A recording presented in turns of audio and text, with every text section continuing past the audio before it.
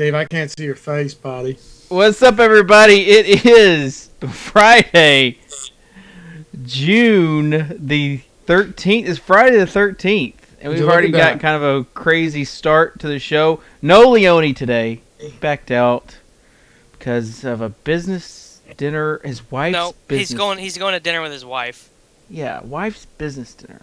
Dude, and he didn't even play last night, and he's not playing tonight, man. What a punk. Wait. It's 5 o'clock. Why can't dinner be at 6:30? That's nonsense. Well, I don't know how you East Coast people do things.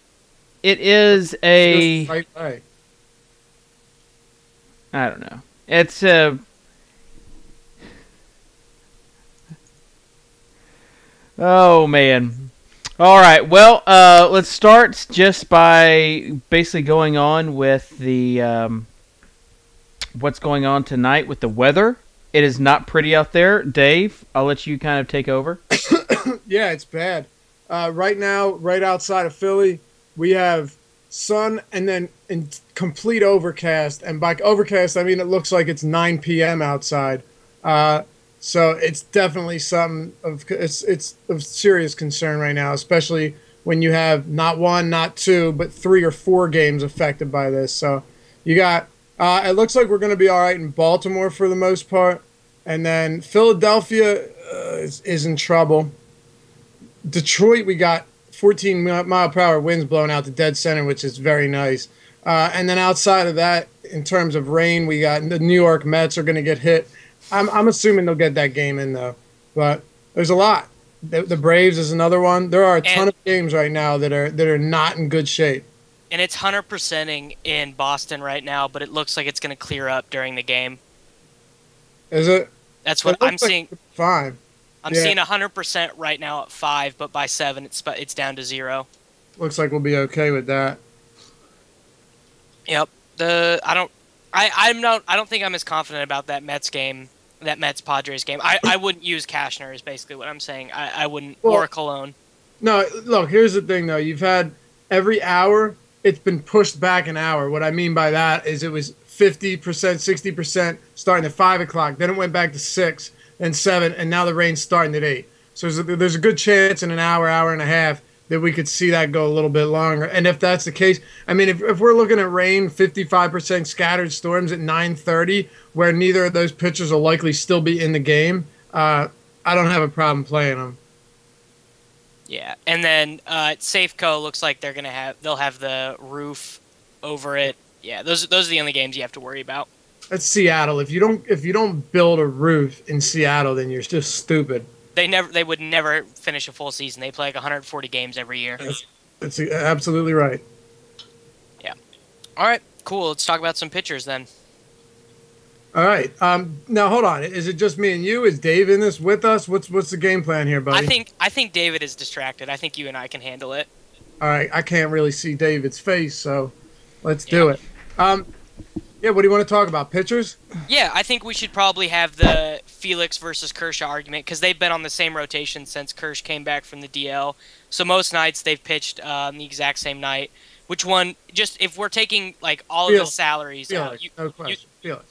Really? Yes, absolutely. Okay, Absolutely. I'm the other way. So explain that. You have a Texas team right now that really who are their solid left-handed bats outside of Chu? I mean, yeah, there's just not any of them. And who are some powerful right-handed bats in Arizona? It's Goldschmidt, but when you look at the park, Kershaw's in a way better park for power. Like if Goldie. Wait. What do you mean for power? Like the Texas is great for power bats. It's in Seattle. Okay. Never mind then. Great park shift, and Felix against a team that hasn't really been that superb lately. I don't know, Davis. To be honest with you, and I'm not basing this on Kershaw's last start against Arizona, although that was putrid. I mean, worst start of his career, I think. But Arizona has been able to hit lefties. They really have. You look at Cliff Lee, you look at Kershaw. They've been pretty solid. And I don't mean to harp on that because I've mentioned it a lot. But still, I like the matchup better for Felix at home. You know, I just do. He's a little more expensive, on DraftKings and a couple other sites, but you said take it out of the equation. I'm going to go Felix there. And I do think you need to take at least one of them tonight. I think the right answer to this question is let price dictate. So like Kershaw's more expensive on Draft Street, so you take Felix. But when you go look at FanDuel, Kershaw is like he's more than $1,000 less than Felix on FanDuel. So I think that's a pretty easy choice. And then on DraftKings, they're only $200 separated. So there, I think that's another conversation. I have Kershaw on DraftKings, but I'm open to changing it if I have $200 left over. I think both of them are in pretty good spots. Kershaw, just because I do think Kershaw is the best pitcher in baseball. I think Chris Sale is pretty close, but I do think Kershaw is the best. But outside of Goldschmidt and Prado, a lot of those guys in the Diamondbacks lineups are high K guys. And when you look at guys like Didi Gregorius and Chris Owings, they're sort of unproven. They don't have that many plate appearances for us to judge off them, despite the skills that they've shown over the small sample size. You think Gregorius is going to be in the lineup tonight? You never know what Kirk Gibson's going to do. He's been playing both of them.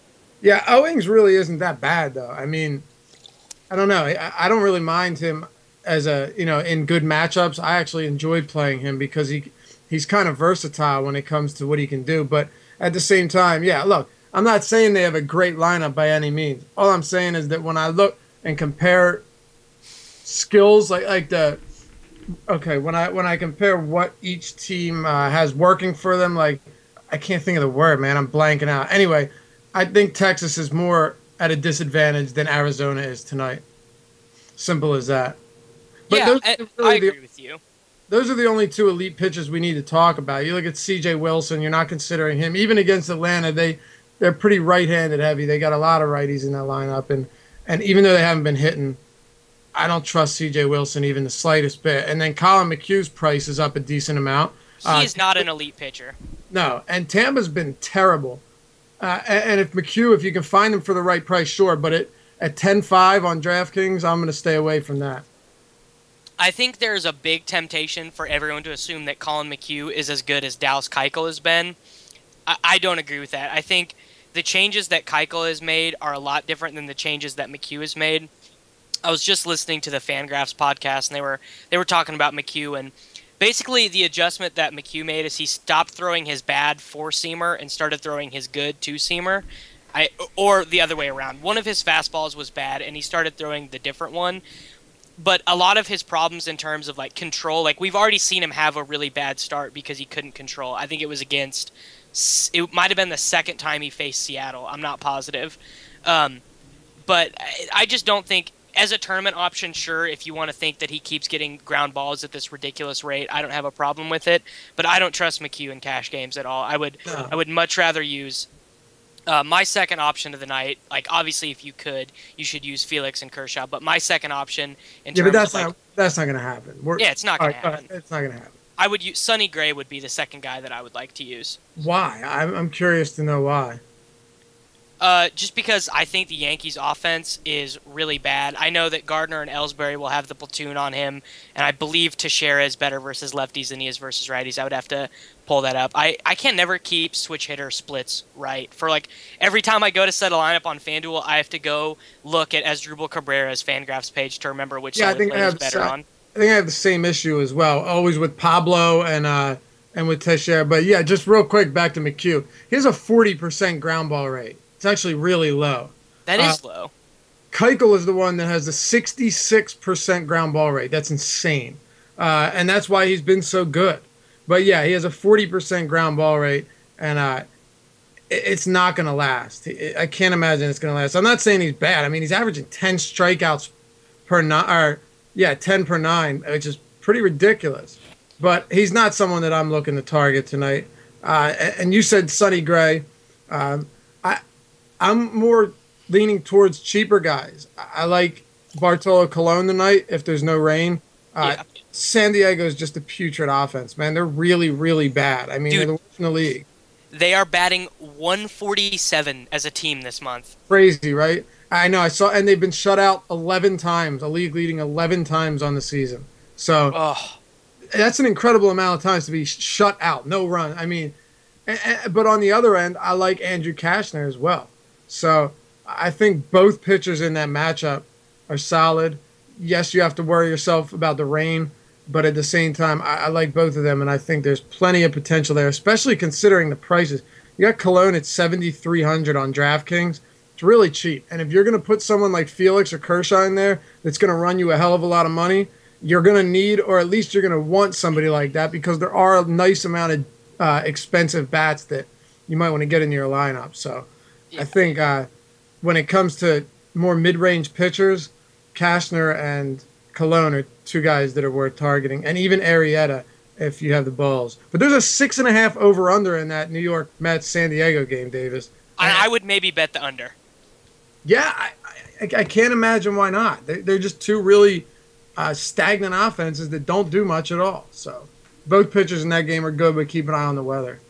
Yeah, if I had to choose one of them, I actually think I would choose Cologne. So would I. Cashner is one of those weird guys. He's sort of like Eovaldi, where he throws really hard, but he hasn't ever been able to get the strikeouts to match his velocity.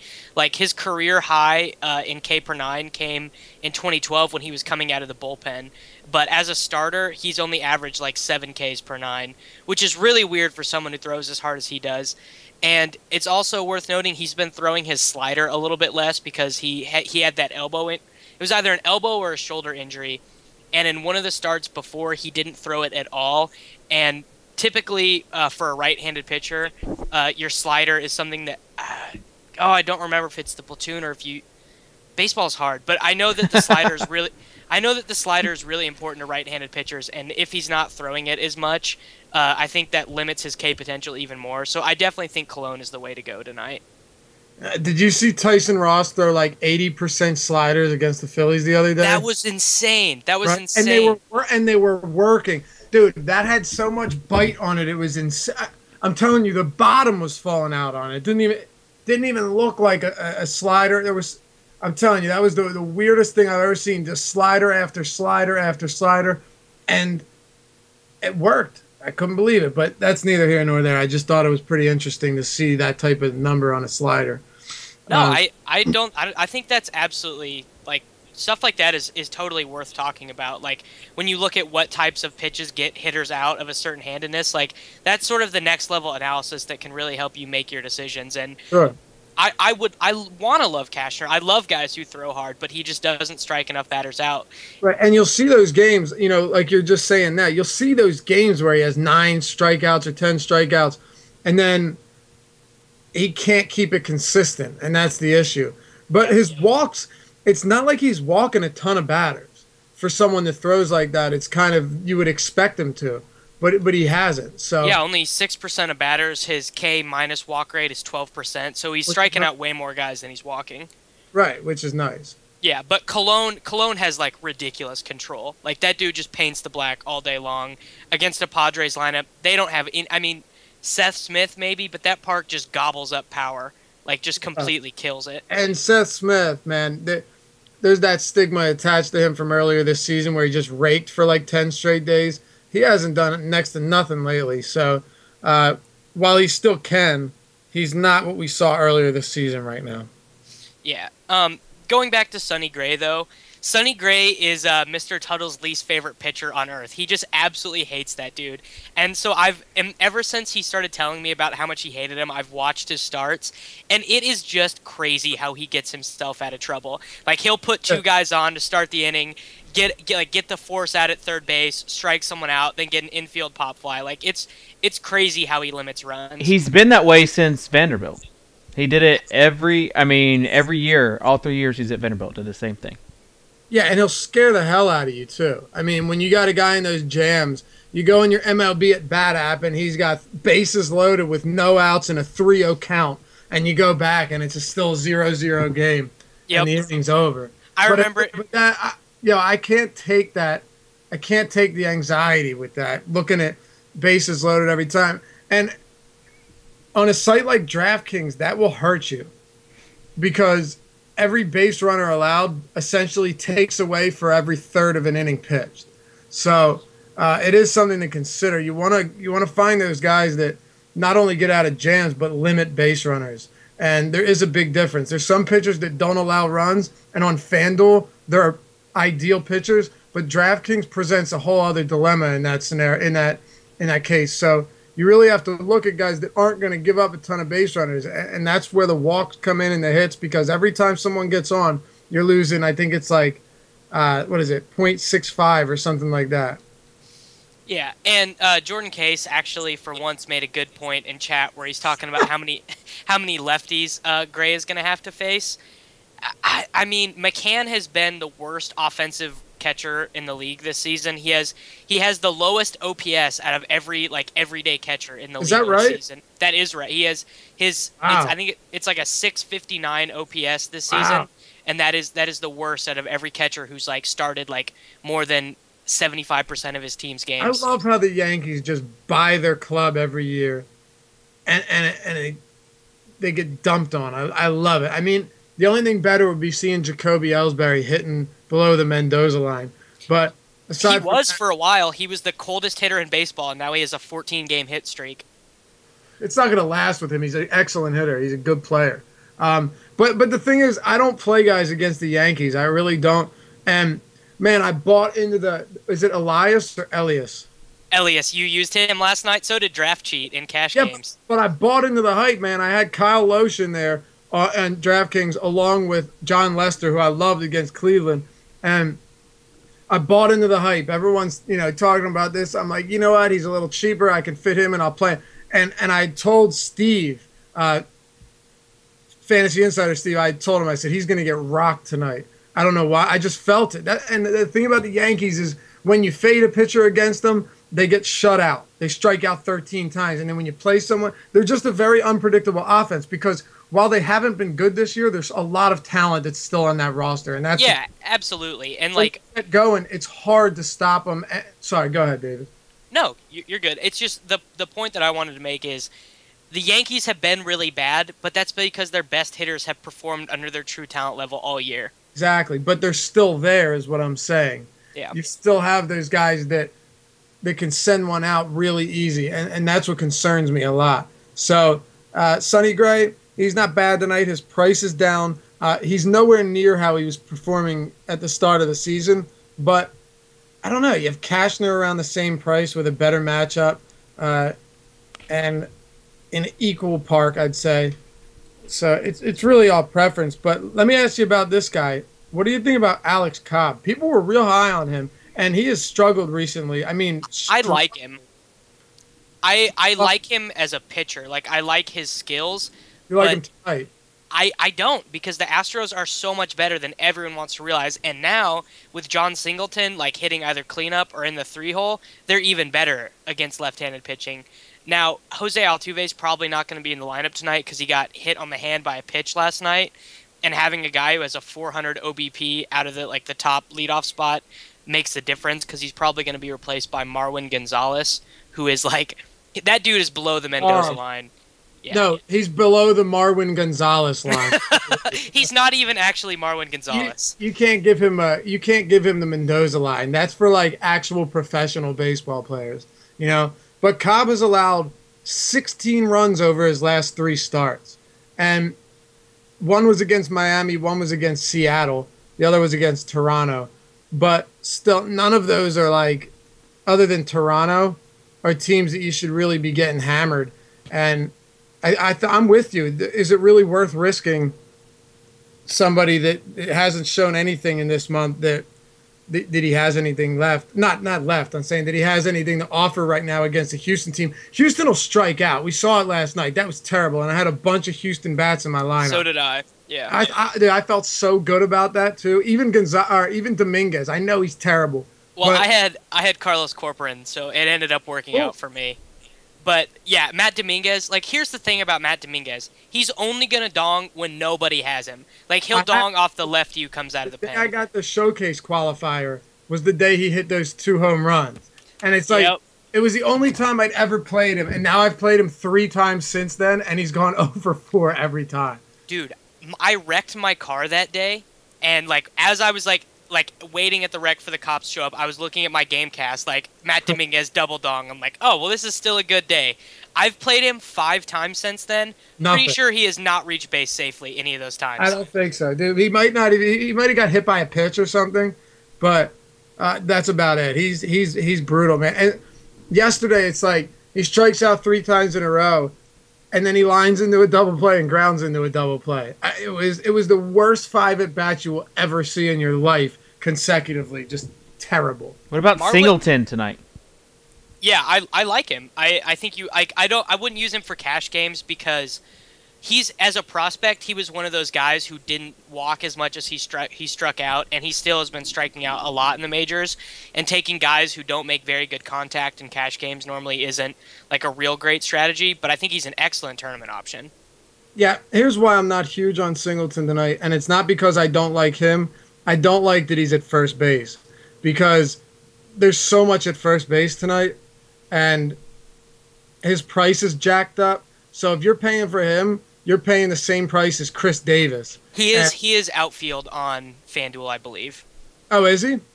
He was. I don't know if they made the switch. I honestly, first base was, and my outfield is already made, so I didn't even look. But I do think he is outfield there. Okay. Let me just give you a first baseman on DraftKings that might go overlooked. Joey Votto's 3,800 on DraftKings tonight, batting third as usual.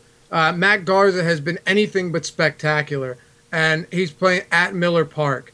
You have to like that price tag at 3,800. You have to like that.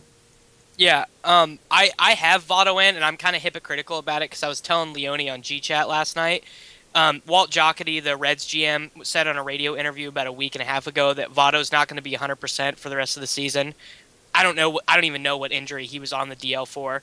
So in general, I try to avoid taking hurt players because you can't like put that in context of their numbers really easily. You can't be like, they're hurt, so their true weighted on base average is only like 330. Like, there's no way to judge it. No, but at the same time, when you look at his last 2 games and he's 3 for 7 with 2 doubles and 2 RBIs, he doesn't seem that hurt just by looking at a small sample size right there. But still, you're looking at a guy that's still swinging the bat. He's getting extra base hits, so he can't be that hurt.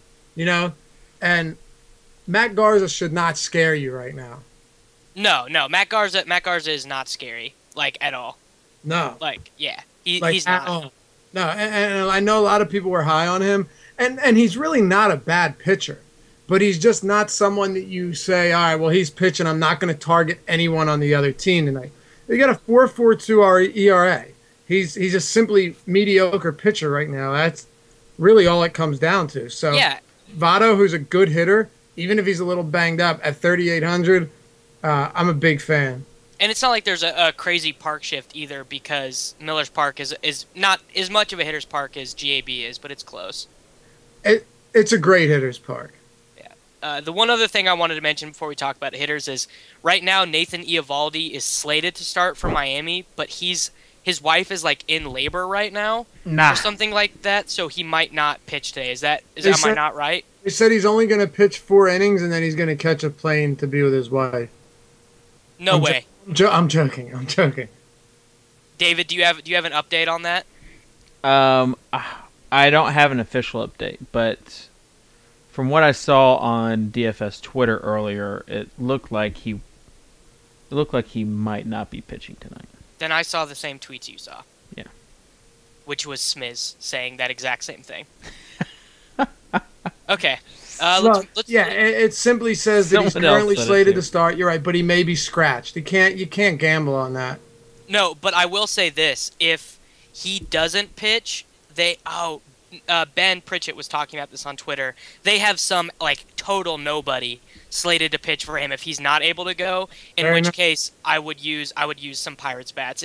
We might get a little bit of like NBA action where we're sitting there at 6:55 going, oh crap, gotta make some changes. Hitting refresh on the lineup page.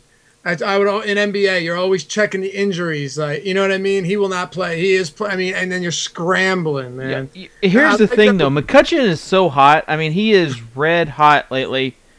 Even if Eovaldi pitches, let's get into the mindset of a pitcher who is waiting on the news that a child is going to be born. Like, is his head going to be in this game completely? Well, you could look at it the other way. All right, Napster man.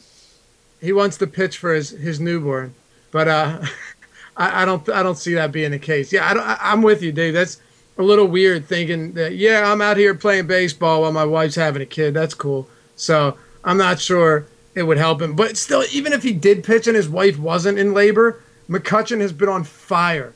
Like, this dude is just absolutely on fire. He's multiple hits in 4 straight games, an extra base hit in every one of those games, if not 2 extra base hits in those games. What's his BVP versus Eovaldi like? 15 for 17 with 4 home runs, 3 doubles, and 9 RBIs. There you go. I don't know I'm how joking. you not I'm joking. That'd be sick, though, wouldn't it? Dude, I mean, even I might become a BVP believer. Wow. Dan Strafford tonight is making a full BVP lineup. He's got guys in there against Felix. He's got guys in there. This is going to be fun. We're going to do a little bit of a Dude, test. You want to talk about someone who believes in Colin McHugh? Dan Strafford believes in Colin McHugh. Like, every time that dude starts, he's like, locking him in. In Strafford's presence, he prefers Cy McHugh. Cy McHugh? No, dude, okay. Did you stack against him the first time he pitched? Because I did. Of course I did. What are you talking? Yeah. I mean, I had a couple in there at least, but I wasn't like, oh, McHugh's on the mound, better pull my hitters. No, certainly not. Yeah. All right, let's move on to some hitters, starting off with some stacks. What is the first team you would be looking to stack? The first team I would be looking to stack would be Oakland. I don't know why people think that Phelps is good. He's bad. He's not good, man. He's just not good. I mean, he started games last year, and he was lucky to make it through 3 innings. He's not good, and he's going up against Oakland, who will destroy you when they're on. So a stack, we know it's never guaranteed. Like, we've seen Toronto and Oakland go with 0 runs. I mean, who was it earlier this year, a couple weeks ago, where you stacked? It was when Oakland went to Toronto. Yes, and Hendricks. They had like 1 or 2 hits all game. Donaldson had the home run, and they had 2 hits all game. And then the next game, when nobody stacks them, they have 4 home runs. So they're one of those teams, along with Oakland, that'll really, or Toronto and Oakland, they're 2 of those teams that'll really drive you crazy. One more stack I find kind of interesting tonight, and I don't think they'll be targeted much, is San Francisco. You're at AT&T Park. They're not really going to. No one's going to be really looking at them. But De La Rosa, or as you like to call him, George of the Roses, is not that great of a pitcher away from Coors Field. I know it sounds crazy, and it's like not.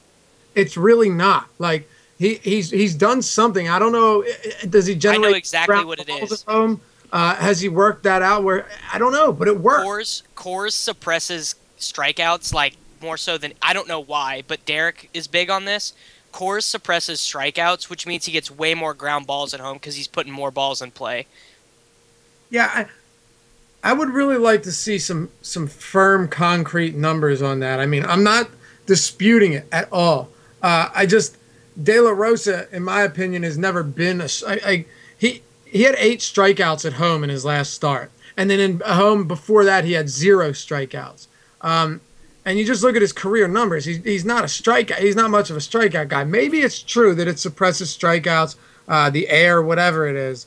But I don't know what it is, but I know for a fact Coors Field, there is less strikeouts there. Okay. Like batters do. I don't know why, but I do know that is true. I'll buy it. But I think we're both in agreement here that away from Coors Field, even at a park like AT&T, he's definitely somebody that you can target, especially considering there are a lot of good right-handed bats in San Francisco.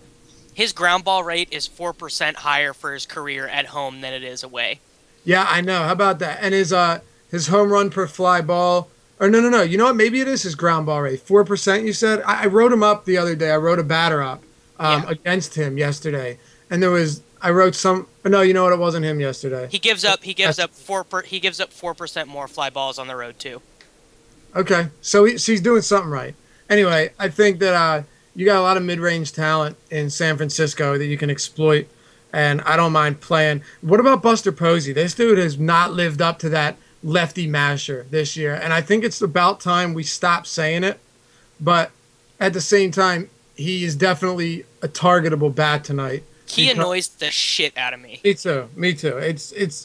He's another one of those guys. Those ideal matchups. You know, he'll be hitting third, and the second hole and 4-hole hitter both have home runs, and he goes over 4. Over 4 with 2 Ks. Yes, exactly. And he hits into a double play. The Giants bat that I'm heavily targeting tonight is Michael Morse. Yeah, He basically gets when every time that San Francisco is against a lefty, everyone wants to use Posey and everyone wants to use Pence. You're right. But Morse is the one with the sick power. Like, that's the guy you want because he can rocket a ball out of anywhere. Yeah, home run or nothing with Morris. Yeah, and I like him for tournaments, but I don't mind him for cash where he's cheap either. Let's talk about Detroit real quick because I've seen a lot of people stacking them lately, and it's not working out. You got Kyle Gibson on the mound today at a neutral park in Detroit. Where do you see Detroit, or where do you see the Detroit bats tonight, Davis, with Victor Martinez, the switch hitter, and who does he hit better against, Davis, left or right? I'm gonna pull him up. But the reason that that Detroit hasn't been as good this year, like stacking them hasn't worked, is because all of their secondary guys have been really bad. Like Austin Jackson is Kang all the time. Torrey Hunter's getting old. Nick Castellanos hasn't developed. They're giving Don Kelly plate appearances. Rajai Davis is like all he does is like steal bases. And so that offense has been good. They got off to an incredible start, but they've been really bad for like 2 months now. Yeah, I agree. But I think last year, man, look at some of the bats they had. Look at some of the role players they had on that team last year. There wasn't much. Like, yeah, you didn't have Kinsler. You had Martinez, who wasn't as good last year as he's been this year. You had Cabrera, who had a monster season. But who else really was there on that team? There was Torrey Hunter and Austin Jackson, but they were inconsistent. I feel like when you have a team that is hitting like that and you can target those cheap bats, the J.D. Martinez's, the Nick Castellanos, and what is it? What's his name? Eugenio Suarez? Suarez. That guy. That dude. Right, and now he's expensive. But when he was minimum salary, it's so enticing to stack them because they're so cheap outside of 3 core players, you know? Yeah, absolutely. And just a quick note on that Suarez guy. The 2 home runs that he's hit so far in the majors, that's 1/3 of what he'd done at AAA in his career. Like, that dude is not, he's not a power bat. He just no. He sent some over the fence. Like, it just happens every once in a while. But when he was minimum salary, you're willing to take that risk. Yeah. Because 2 walks justify it. The offense that I actually was kind of that I want to talk about was the A's, and I wanted to mention this about Phelps. His career numbers versus left-handed batters look better than they should because he was a reliever, and that suppresses some of what you do because you just get put in great spots, and you can give max effort, max velocity for the innings that you're in there. But as a starter, he is appreciably worse in every single category. So don't let his career he looks like a league average pitcher with his career numbers, but when you split them into starter and reliever, he looks a lot worse. Yeah, completely agree. Another team that is going to fly under the radar. I know we've been on stacks for a while, but we're naming the hitters on the team, so it should work out okay. You got Minnesota against Smiley. His platoon splits are some of the most extreme splits you will ever see. Huge. What is it? Like a 190 WOBA against when facing lefties, and then a 390 when facing righties. So it is a monster shift in these splits right here. And look at all the bats outside of Oswaldo Arcia. Josh Willingham, righty. Brian Dozier, Trevor Plouffe. You have a lot. Santana's a switch hitter. His price is up, but still. Kendrys Morales, dude. Kendrys Morales. You got these guys that can all hit for power. I think it's time we start believing that they're not as bad as we thought they were because they do continue to hit at least decently. Derek and I have been beating this drum for 2 weeks now. Well, I'm going to join in on the parade with you, fella. Join in, Where's man. my drum? I'll send you one. Thanks. Actually, I have a drum set. I played drums for a long time, actually. I'm pretty good. Really? Yeah, and the guitar, man. I'm a guitarist and a drummer. Playing since I was 13 years old. Swag. Swag indeed. Almost as swaggy as this bucket hat. Not as quite. That bucket hat is awesome. At first I thought it's a little, it's a little bit reminded me when I was in 7th grade, but then you were pulling it off really well. So can I ask you this, Dave? Can you vibe with that hat? Can you vibe with this hat, Dave? I think I can. I don't know, I feel like me right now, I couldn't pull it off because I've gained some weight. But 5 years ago, I definitely could have pulled it off. I mean, because this hat is coming to San Francisco, David. Davis can. Don't wear that to San Francisco. Trust. might not. You'll come back a different man, Davis. I'm telling you. But, my wardrobe now consists of daily fantasy shirts and elastic waistbands. Like that. That is my wardrobe. dude, you better wear a belt and harness that thing. But anyway, I think there's plenty of stacks out there tonight, and it just depends which one's gonna hit. Because realistically, Davis, we have Toronto against Ubaldo Jimenez, and you also have Baltimore against Hutchison. Both of those guys are capable of throwing nice games, but each of them are capable of getting blown up too. So, and you know what? Even Miami today has a lot of strong righties that I like. I think Stanton is almost a must play, but I actually think Stanton is. I think Stanton is a must play. He's super expensive everywhere. I don't give a shit. He's in all my lineups everywhere. Got to do it. yeah, You so rarely get him against a lefty. I know Jeff Locke was good against the Brewers a week ago, but that park suppresses power like ridiculous for right-handed batters.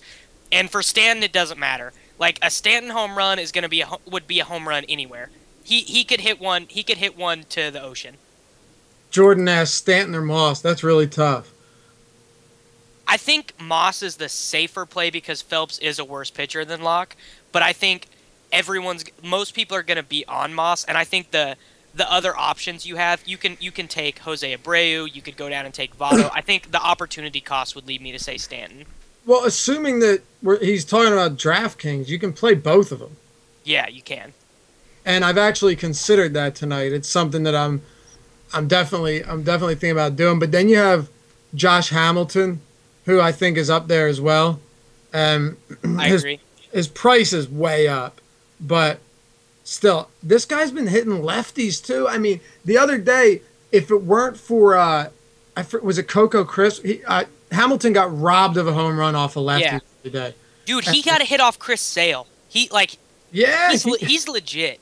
How funny is that? He got a hit off Christopher Sale. But yeah, man, he's always been legit.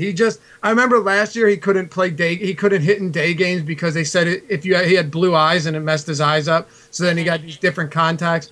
But when you look at what he's done in the past, and I know a lot about this guy, I can relate to him on a lot of fronts. I know both of us can. Yeah. And I actually have a lot of respect for him.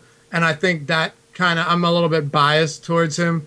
But he's just such a good baseball player, man. I love the guy. And tonight against Harang, who hasn't been anything like he has to start the season, I don't see any reason why not to play him. Yeah. All right, let's run through positions real quick before we do the guaranteed dongs and stuff. Catcher, for me, it's John Jaso. Jonathan Jaso, I would certainly agree with that. But I also wouldn't be against Posey. I don't have a problem with Posey. He's very cheap on Draft Street. Is he? See, that's one thing I like about Draft Street is they actually price in relation to how a player is actually hitting, whereas DraftKings does what they want. Yeah. Stratford mentioned Sal Perez in chat. Yeah, anytime he's against a lefty, he's a solid play, but I prefer Jaso, who's cheaper, better lineup, more run scoring potential. Yeah, I agree. I also think there's a misconception that Jose Quintana is a terrible pitcher, and he's not. He's not. All right, first base, for me, it would go Brandon Moss, Abreu just for the power potential at home and U.S. Cellular, and then Votto is the value option. Votto's a value option for sure. I don't mind Chris Davis or Kendrys Morales, but sure, Jose Abreu is definitely someone to target. And I believe Guthrie's a neutral splits pitcher, isn't he? Or around that? Yeah, he's just bad, so yeah. Right, but yeah, okay. Yeah. Here's someone I also like a lot, though. And I could see him taking one out tonight is Anthony Rizzo. If that game, I believe that was a weather game. I'm not positive. Yeah, I always like Rizzo versus righty. Dude has stupid power. And he's in another good park tonight. Yep. But yeah, I'm with you. I think we're on the same page when it comes to first baseman. I wouldn't be against Victor Martinez by any means. You mentioned John Singleton. There's so many good plays at first base tonight. Pick the one that fits your lineup best. Like Albert Pujols versus Aaron Harang, who is just not good. Not as good as his peripherals say he is. Like, he didn't even make our list. It's a crazy night at first base. Ready for a quick BVP, Davis? Give me the BVP. Josh Hamilton against Aaron Harang. Career 6 for 9 with a double, a triple, 2 home runs, and 4 RBIs. Yeah, I love Hamilton tonight. Me too. All right, second base. I really like Dozier. Oh yeah. But he's pretty expensive. Zobrist is in a not terrible spot. I can't- Howie Kendrick is pretty cheap. I don't remember who I have at second base on FanDuel. I'm going to pull it up, but I remember them being cheap and in a hashtag pretty good spot. Who do you like? If you want my honest opinion, Dozier's really the only guy that I really like tonight. I guess I would be more along the lines of punting. I don't mind Nick Punto, switch hitter against David Phelps.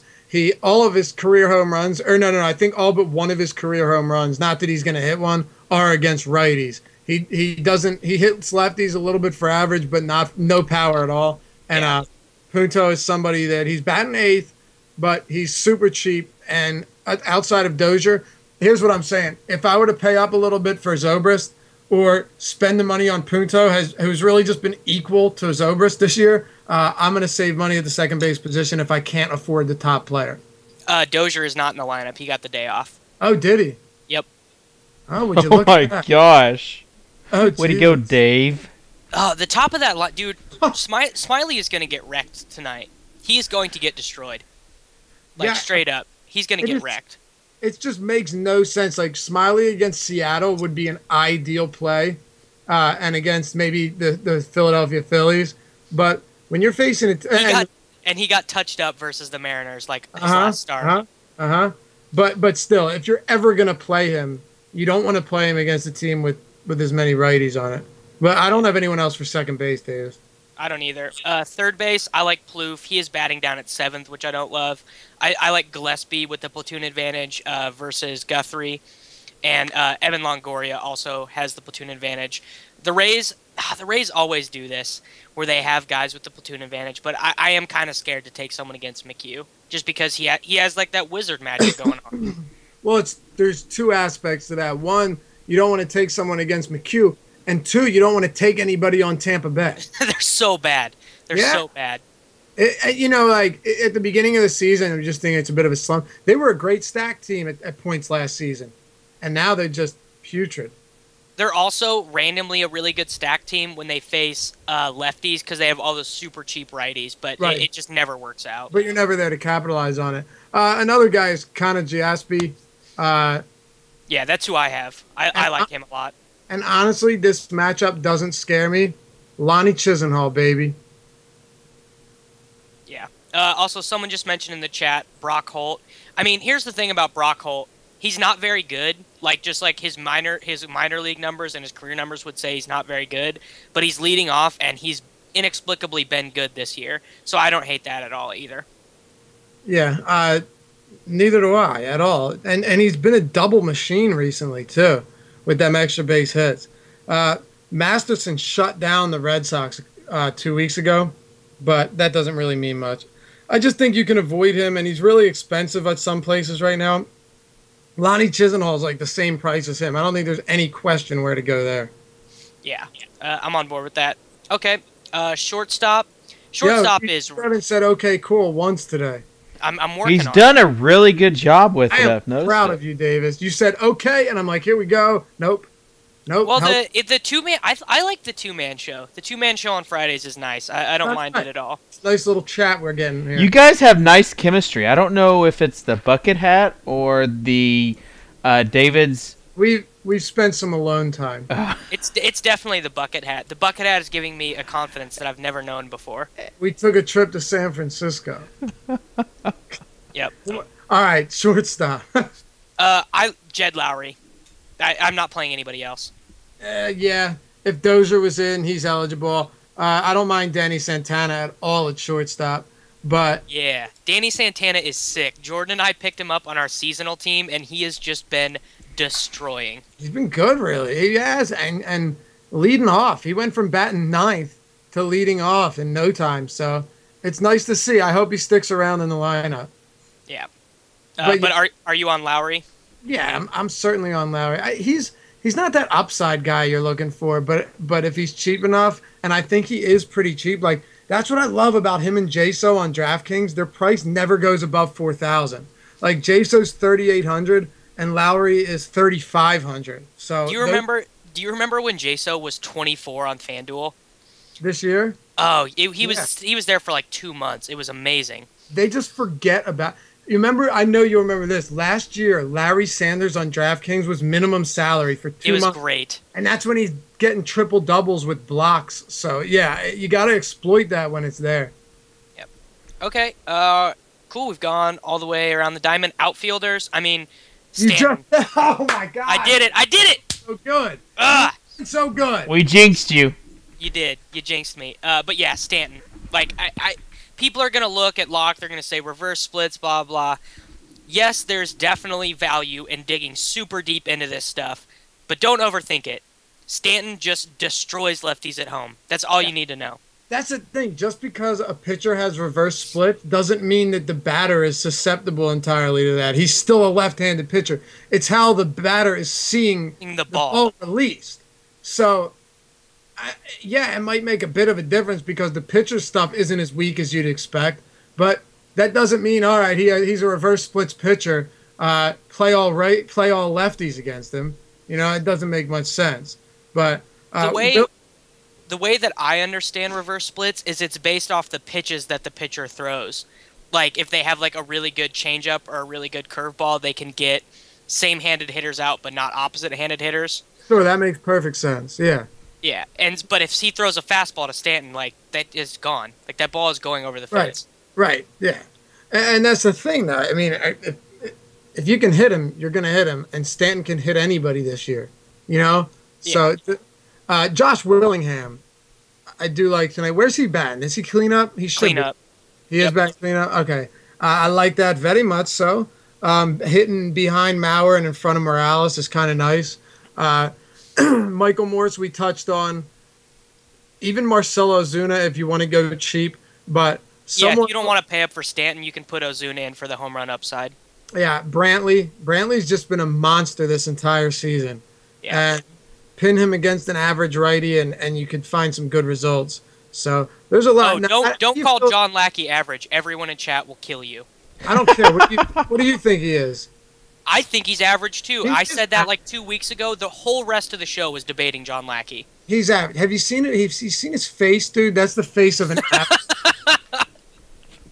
Look at that. That's an average pitcher face. I'm just saying. You don't need to go any further. No stat digging. He's average. Yeah. Jordan Case with the good stat in chat. Giancarlo Stanton's ISO against lefties at home is 353. Beautiful. Some guys' OBP isn't that good against like in the platoon split. How many at-bats, Jordan? We'll get back to that once he answers. Yeah. But, yeah. Who else? Is there anyone else I missed? I mean, I guess you could target Logan Morrison. Yeah, he homered last night, didn't he? Knapp called it too, but yeah, super cheap against Tepish, platoon advantage. He'll probably be batting like down in the order a little bit, but he is 29 on DraftKings and he's the minimum, or he's 23 on FanDuel. If you're playing Stanton and you're playing Kershaw, you're gonna have to punt somewhere. Yo, that's a career number for Stanton. Yeah, yo, he just obliterates left-handed pitchers. That's wild. That like you were not gonna find a hit like maybe Troy Tulowitzki versus lefties at home is like that insane, but probably not. It's probably not even that dramatic. Like what Stanton has done versus lefties at home is crazy. Yeah, I completely agree. There's no disputing that. But outside of that, there's always plenty of good plays. If you want to play McCutchen, if you're not worried about the weather, you can play him really against anybody that isn't an ace. He's just been absolutely on fire. Ride that wave till it crashes. I don't know. You like Coco Crisp? Yeah, he's okay. I have trouble playing him for some reason. He always seems a little bit too high priced for me. But Kendrick Morales is outfield eligible on DraftKings, which is kind of nice as well. Yep. All right, guaranteed dongs, obvious and under the radar. You can go first. All right, obvious GTD would be. I would have said Dozier, but let's go. I'm not going to take Stanton either. I don't think you should either. It's just a cop-out, my friend. I'm going to go with Willingham as an obvious one.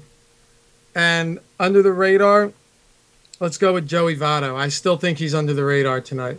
He is. The obvious one is obviously Stanton, but I'll make my obvious one Brandon Moss, and then my under the radar is going to be Logan Morrison. Tuttle just typed in chat. He's batting cleanup. I think on FanDuel he might be close to a must play actually. Lomo. Yep. All right. Cool. I'm gonna regret this. What is the number 2? We're gonna get a cool count going on. It's going downhill fast.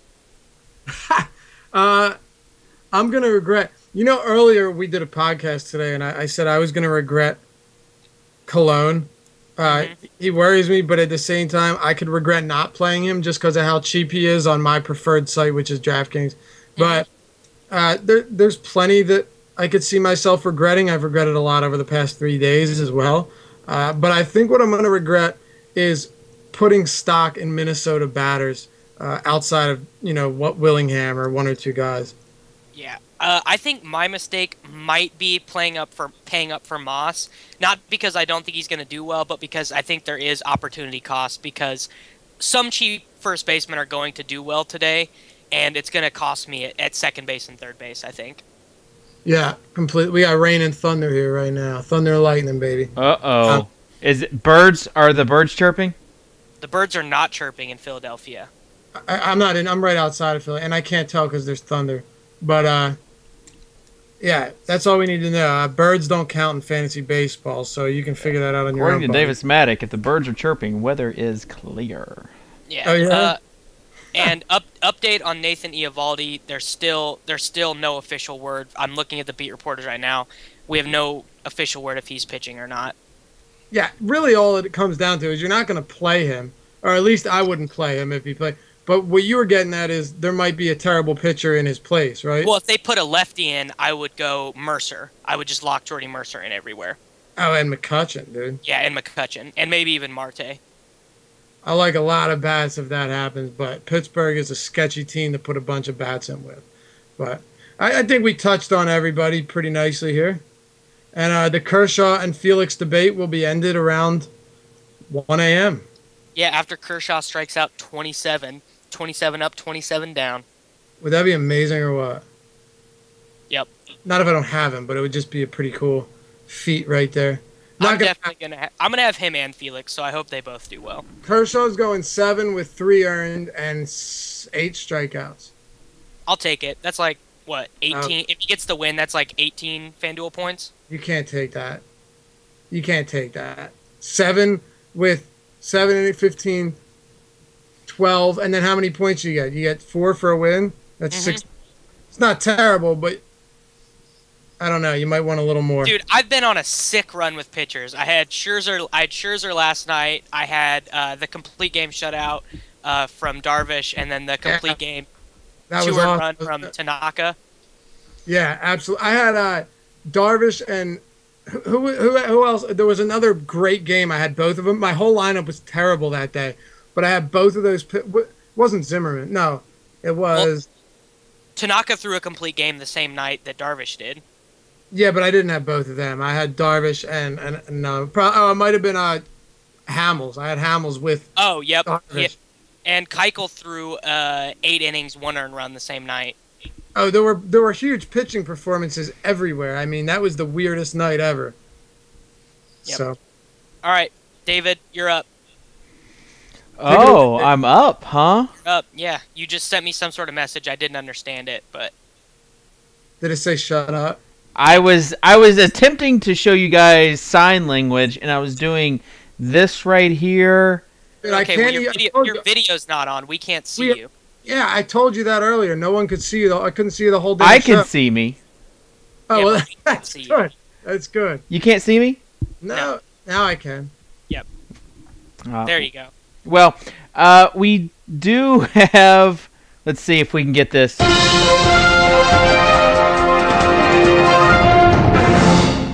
that's Strafford's, isn't it? It was mine first. Strafford copied it. He I don't totally know about copied that. it. I also was the first one to blast people's eardrums with it that one show. Oh, that was terrible. So, as people might know from reading the articles, we are launching our premium service on Monday. Really excited about it. It is kind of a brand new step for the direction of the site. So I'm not going to talk too much about that. I'm basically just going to preview the major tool that we have for the premium service that we're offering. And other than the articles, we're going to have basically a lineup. Are we a 5-tool site now? What's that? Are we a 5-tool site now? Oh, we are going to have so many tools. So basically, this is the lineups page that we're going to have for the premium members. And it's something that I love because we like designed it from the ground up. And this is the first version, and it's only going to continue to get better. So this is just in beta right now. You can't reach it on the main site, but I want to show you basically some of the cool stuff that you can do with this menu up here. You can filter by positions.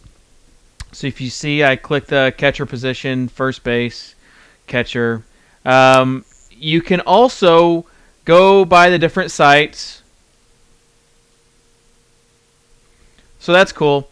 Some of the salary tools, if you type in, so let's say you're on DraftKings and you type in 3,000, it's going to show you everybody $3,000 or less on the site. But let's say that you want to find a range. I'm not gonna lie, that's pretty nice.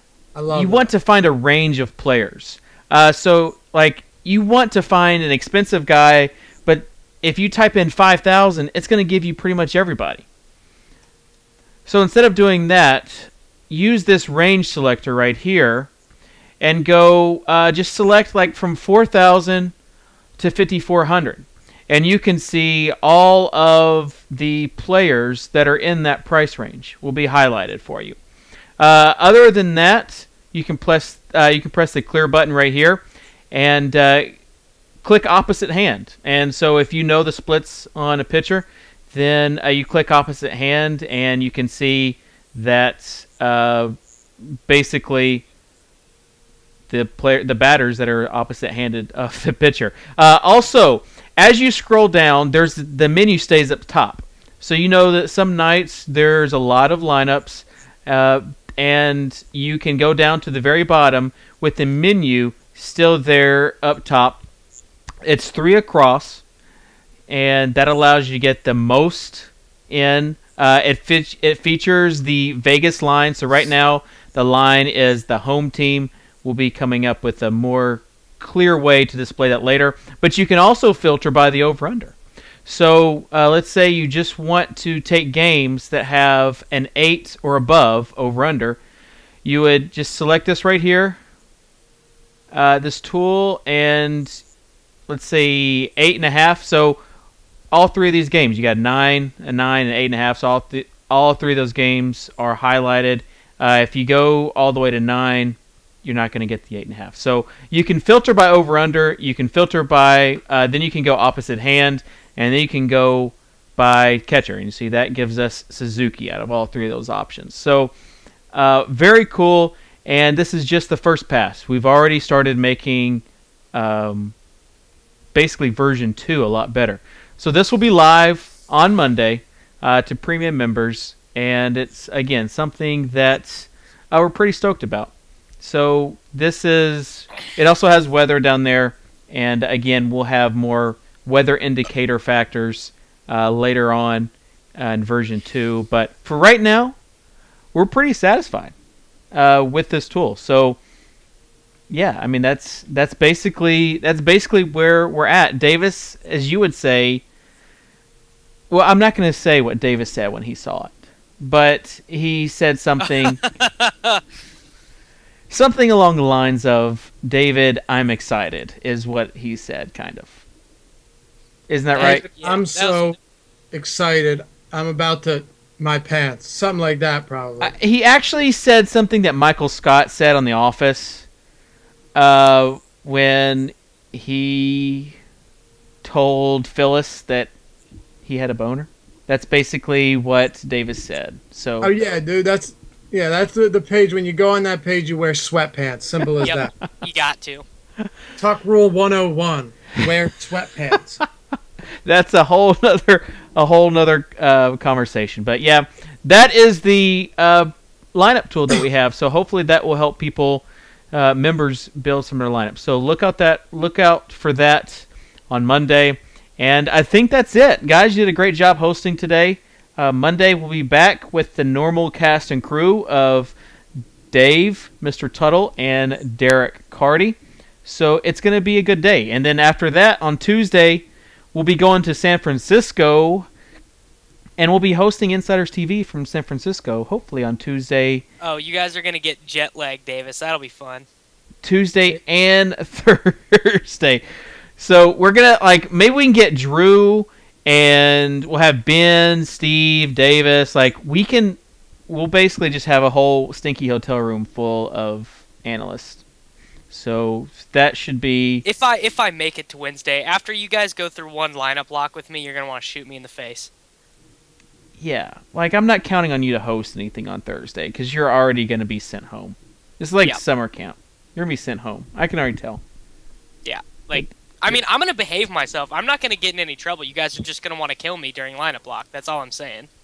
Nah, we won't. We won't. No, my friends, during NBA, they would make me go outside. When I would be setting my lineups at a buddy's house, they would make me go outside because I'm so obnoxious. Ben is equally as obnoxious. So, and so is Steve. So it'll basically be me just having to leave the room while you guys hold each other. I can't be having indecision though. I need San Francisco. Yeah, I can't be having Steve and Ben up in my ear with indecision. I need black and white definitive answers. Well, you'll have your BFF Drew there, so that should be fun. Need. All right, guys. Well, it will do it for the show today. We'll see you on Monday. Pretty sweet. Take it easy, fellas. Good luck. And if you don't have anything to do, I'm going to play the podcast right now that Dave and Dan did. So here we go.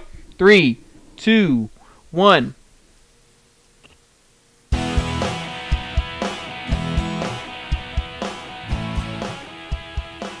We off? Welcome into the GPP Fantasy Insiders podcast right here on FantasyInsiders.com and across the internet. Thanks for joining us. I'm your host, Dan Strafford, along with the co-pilot. As always, Dave Lochran is with us. But first, before we get to Dave, we're going to go around the league last night.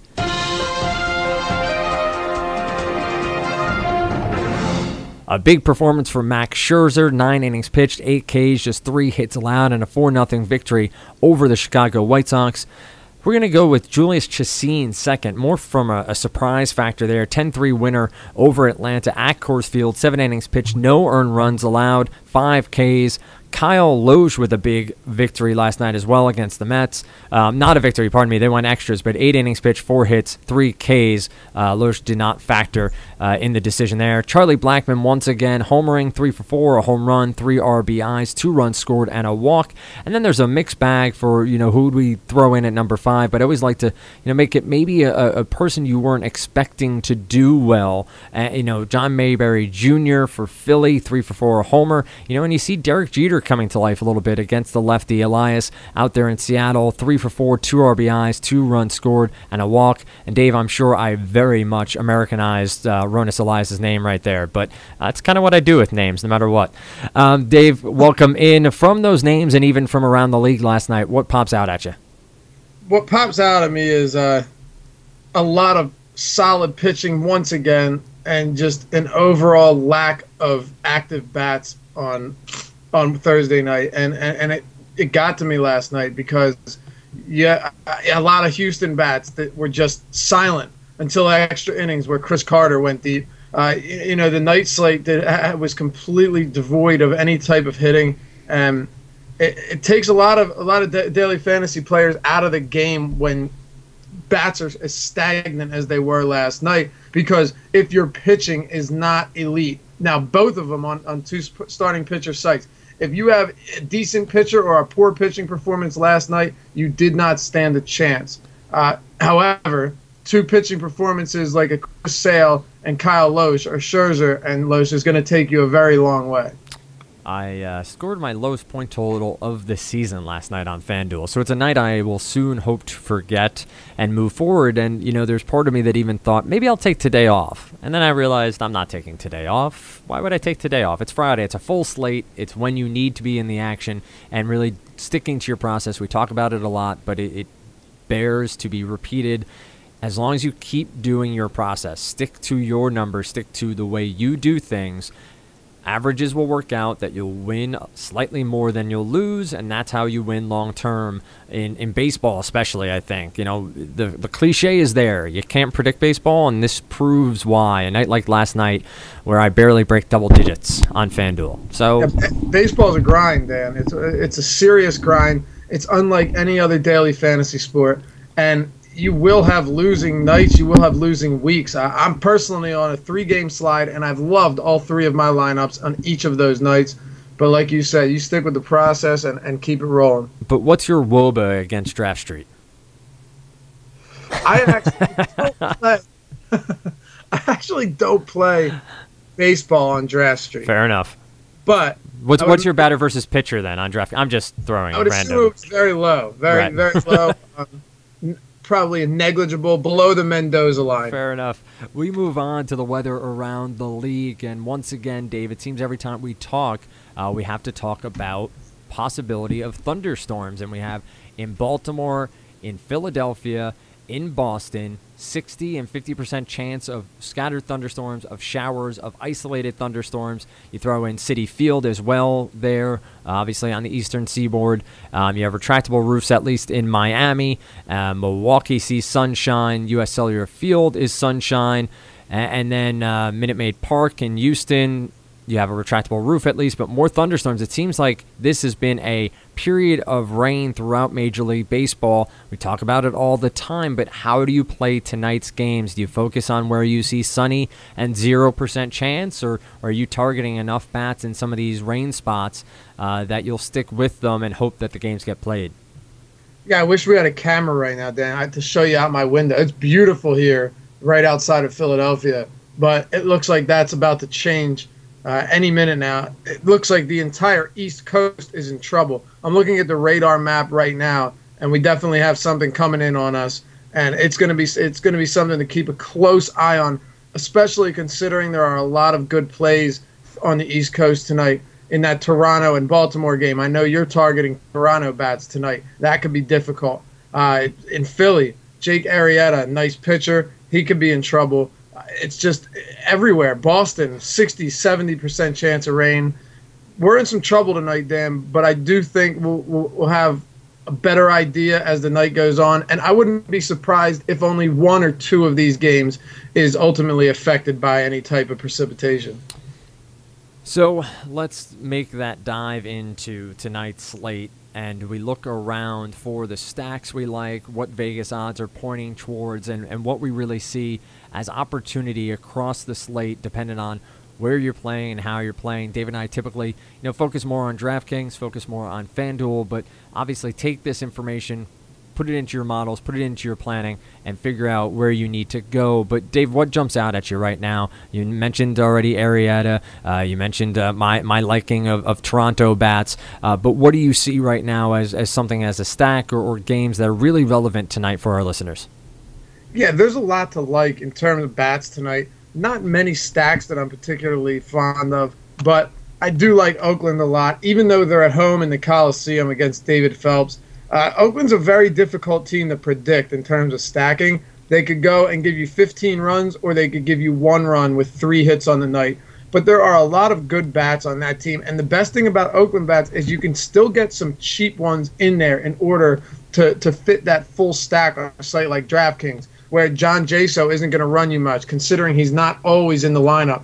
And then Nick Punto, Kyle Blanks, guys like that, maybe not Blanks tonight against the righty, but you catch my drift here. There are enough cheaper bats that don't play every game in Oakland that'll really give you a nice opportunity to fit everybody in. And I know that you're a big fan of Miami righties tonight. Tell us why you're big on the Marlins bats, because it's very rare that anyone was fond of Marlins bats last year.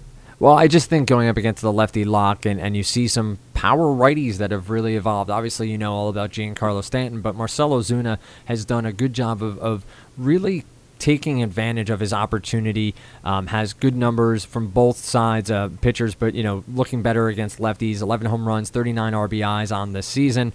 And then I'm looking for a value play at second base. Jeff Baker is sort of that platoon split guy that you can get for cheap. He's 2,600 on FanDuel. Is he the ideal play for me tonight? I don't know that he is, but for 2,600 on FanDuel, 3,100 on DraftKings, I'm going to take that, good hard look at Jeff Baker and see if he helps me become more viable at pitcher or maybe another bat in a different position where I can spend a little bit more. Sure, and I don't really think the park shift is in our favor regardless. If it were in Miami or Pittsburgh, neither of them are favorable pitcher parks. But what's interesting about Jeff Locke, and that is the first time I've got his name right. For some reason, I call this guy John Locke every time I talk about whatchamacallit, right? It's Lost? From Lost? Yeah. Right, but I've never seen Lost, and that's what's really strange. I saw a couple episodes. I wasn't a big fan, and Dave Kitchen is against me all the way on that. But anyway, yeah, Jeff Locke, the interesting thing about him is he can actually put up decent performances. Last season, he wasn't terrible. He didn't have the strikeout potential to make him a viable daily fantasy pitcher, but he did have the capability of shutting the team down, only allowing 1 or 2 runs over 6 or 7 innings. So I do think he's definitely a viable guy to look against in terms of hitters. Like Stanton is one of those guys that you've got to have on your radar tonight. I 100% agree. And again, a lot of cheap Miami bats. Just because they're in a pitcher's park doesn't mean it's not worth playing them, especially guys that aren't really home run guys. It doesn't mean you won't still get doubles and triples in that park. Absolutely, and I think, it's nice to target the power hitters, but every once in a while, and I'm not a huge fan of him, but targeting somebody like Billy Hamilton, who can give you 3 steals in a game, makes all the world of difference. You pay down a little bit for him rather than going after, a Ryan Braun who might give you a home run, and all of a sudden you get some more flexibility at other positions. Sure, park shift isn't necessarily the end-all, be-all when it comes to targeting hitters. It really isn't, and sometimes people place too much stock in it. It means a lot, especially with home run hitters, but there's a lot else out there, especially like what you said when you have base stealers that can give you points in several different ways. And Dave, what else are you looking at across the slate? Anything jump out at you stack-wise? I know you said you weren't really seeing anything that was really stackable, but are there any matchups that just scream, hey, you have to at least take a look at who is going up against this pitcher? There are some low-end arms on the slate tonight. Any of them say, hey, start the opposing offense? Well, it's weird because you look at Kyle Gibson for the Minnesota Twins facing Detroit at Comerica Field, and any other day you would really like this play in terms of playing Detroit bats against Gibson. But Detroit bats have been rather stagnant lately, and they have not given me enough. They've not shown me enough to allow me to be confident placing multiple Tiger bats in my lineup. And they're going to cost you a lot of money regardless. When you look at Victor Martinez and Miguel Cabrera and Ian Kinsler alone, they're 3 of the highest priced bats, especially at their positions, and it's going to be really tough to fit them in. That doesn't mean they're bad plays, but they don't have the platoon advantage. They have been struggling lately, and it's something to concern yourself a little bit. Another one under the radar, Dan, we talked about this before we got started, the Minnesota Twins against Drew Smyly. This guy is very, very good against left-handed batters. You just don't play lefties against him. Not that you would play lefty against a lefty in most cases anyway, but he's definitely a guy that struggles against strong righties. And when you have guys like Brian Dozier and Josh Willingham, and the list goes on in Minnesota, there's definitely viable plays coming out of that game tonight. Victor Martinez, going back to that point, has just been so solid this year, but I do agree the price tag for, on FanDuel, he's catcher eligible. I think DraftKings, he is first base eligible, if I remember correctly. Let me double check that. Yeah, he's first base eligible at 4,800 on DraftKings. It does become that sort of dance of whether or not the value is particularly there, but you look at his numbers on the year and what he's done from both sides of the plate. He's done a very good job batting righty. is batting .403, batting lefty, batting .302, 11 home runs, 33 RBIs. But, I think as we look through the over-unders and the odds across Major League Baseball today, not too many gigantic lines jumping out at you. There is a 9 over-under from Toronto at Baltimore. We do have weather concerns there. 8.5 at Philadelphia, weather concerns there again. 9 Minnesota at Detroit, 8.5 Cleveland at Boston. So those are the higher ends. And then you have a 7 line on the San Diego at Mets. That's another issue of weather, but that's Cashner and Bartolo Colon, two guys who can be great and can also really throw duds out there depending on where they come in. It does look like San Diego is the Mets are favored in that one if I'm reading the lines correctly. Miami and Pittsburgh, Los Angeles and Atlanta, both 7s. Kansas City at the White Sox in 8, and that's one of those matchups. Looking at it, Jeremy Guthrie versus Jose Quintana. The White Sox has some power hitters. Kansas City doesn't really hit many home runs. Anything in that matchup, good park to hit in that you like? Anybody jump out at you as somebody you would target? I love the park factor playing at U.S. Cellular Field. It really is one of the closest parks to Coors Field in terms of productivity on offense. Not to say it's even close, but in terms of other stadiums not being even relatively close, we have, a decent, actually a very favorable stadium, very favorable park shift, especially considering it's not in Kansas City. But there isn't much I like here because Chicago doesn't really have the left-handed bats with pop. Now, Abreu, yes, he can go deep. He can take anybody deep. He's shown that. He took Verlander deep the other night. This guy is unbelievable, and he's hitting any pitch you throw at him. So I'm always open to throwing Abreu in my lineup.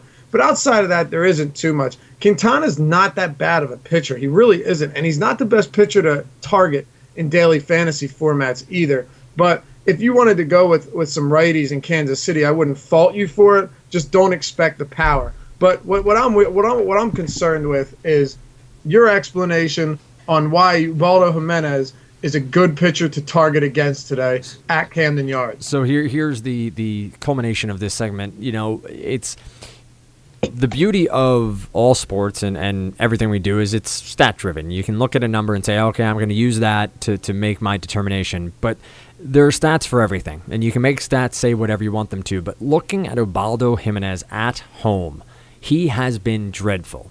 And you look at a number at home of 0-5. Now, wins and losses, we can throw them out the window, right? Sure, let's forget the wins and losses. But in 30 innings pitched, he's given up 30 hits, 24 earned runs for a 7.04 ERA, 265 batting average against, 24 strikeouts to just 21 walks. That is a dreadful ratio. Now, Jimenez had a decent stretch where he looked a lot better. It seemed like things might be coming together for him. In May, a 3.12 ERA, but his one start in June was absolutely awful. 7.88 2 games pitched, 7.88 ERA, 1 loss, 8 innings total, 7 earned runs, 2 home runs, 9 walks to 7 strikeouts. He is just not a very good pitcher right now. So if you take a look at Jimenez and see who's going up against him, maybe you target some lefty Toronto bats. And that always brings us back to Juan Francisco, who has burned me before. I have had to go to the aloe vera because of Mr. Francisco, but he is that sort of play right now where you're going to ebb and flow with him. And then, you always have at shortstop Jose Reyes. You always have the switch hitter who again, it's not a power play there, but you get him on base. You have doubles, triples, and stolen bases all as part of his arsenal. And then, you start looking through the lower level bats on the Toronto Blue Jays, see who might fit into the lineup. Obviously, you start trying to project out. Adam Lind, perhaps, from the left side of the plate is a decent play. So I think right now, looking at Jimenez and seeing who matches up well against him from the other side of the plate is a very viable option tonight. Oh, absolutely. I think that Toronto bats are always a solid option against an or below average pitcher. They haven't been as strong lately, and they've been difficult to predict as well in terms of stacking. But Jimenez, as you said, has struggled mightily at home, and he's not Sorry, go ahead. The one caveat I do want to give is, Jimenez on this season versus lefties is looking better than versus righties. He has given up as many home runs and fewer at-bats against lefties, but they do have a 236 average, but the slugging is 354 versus lefty, 399 versus righty, so you might have viable options on both sides of the plates from the Blue Jays. Sure. Are those numbers in line with his career numbers, or is that just based off of 2014? That's just 2014. I'll take a quick look at previous years and see what we have. Yeah, sounds good. If you want to dive into pitching right here, we have a couple guys that really intrigue me tonight, but there aren't exactly those excellent matchups when we're looking at top tier. I do think Felix Hernandez against a beat-up Texas lineup is a solid play, but let's talk about Clayton Kershaw for a second. He got absolutely tortured. He was rocked by the Diamondbacks a couple of weeks back. It may have been his worst performance of his career. As I noted, last year he gave up 3 triples all season. He gave up 3 triples in 1 inning to the Arizona Diamondbacks in the 2nd inning back a few weeks ago. So he is someone, he's pitching at home. The Diamondbacks have some strong righties. They've actually played very well against solid lefties this year, including Cliff Lee and Clayton Kershaw himself. And I would be a little bit hesitant to roll him out there tonight, but at the same time, I don't see a blow-up like what happened last time. So if you walk down that line further and you think about top-tier pitchers and you start to go through the names of the top tier, when do the numbers matter more to you? When do the matchups matter more to you? What are you trying to break down first? Is there a first step in trying to figure out a elite pitcher and what you think of their matchup? Well, a lot of times you scroll down the list. You click on DraftKings, which is actually already up on my computer, always is. But you click on that, you go to the starting pitchers, and you scroll down the list. And you know as well as I do that the names jump at you themselves. There isn't much research you have to do initially. What I do is narrow my search down. So I'll grab a handful of pitchers. I actually have 3 different columns that I place each day. I have my starts, I have my don't play against, but don't play them, and then I have my stack against. And tonight, I didn't have that many that I was too confident in for starting them. But if you're going to go top tier, I do think it's Felix Hernandez because he has been absolutely lights out recently. He had 15 strikeouts over 7 innings in his last outing against the Rays. And he's got a home matchup at a much better park than it would be if you were playing at Globe Life in Texas.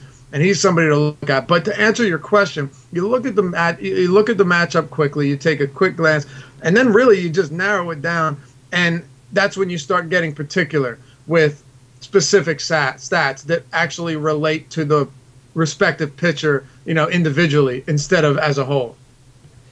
So if we take a look beyond, is there anybody else that you think, is part of the elite tier today, or have you already, gone down that list?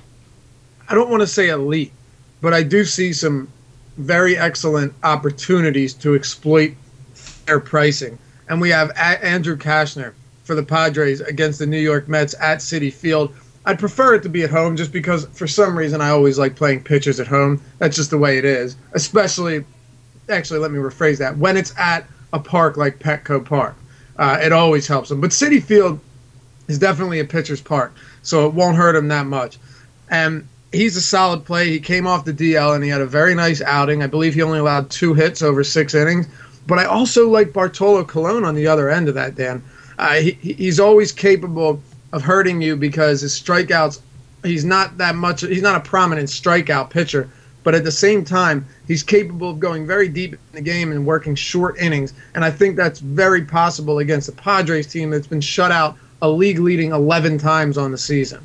Touching base back on Ubaldo Jimenez, as I look up his stats, I'm on Baseball Reference.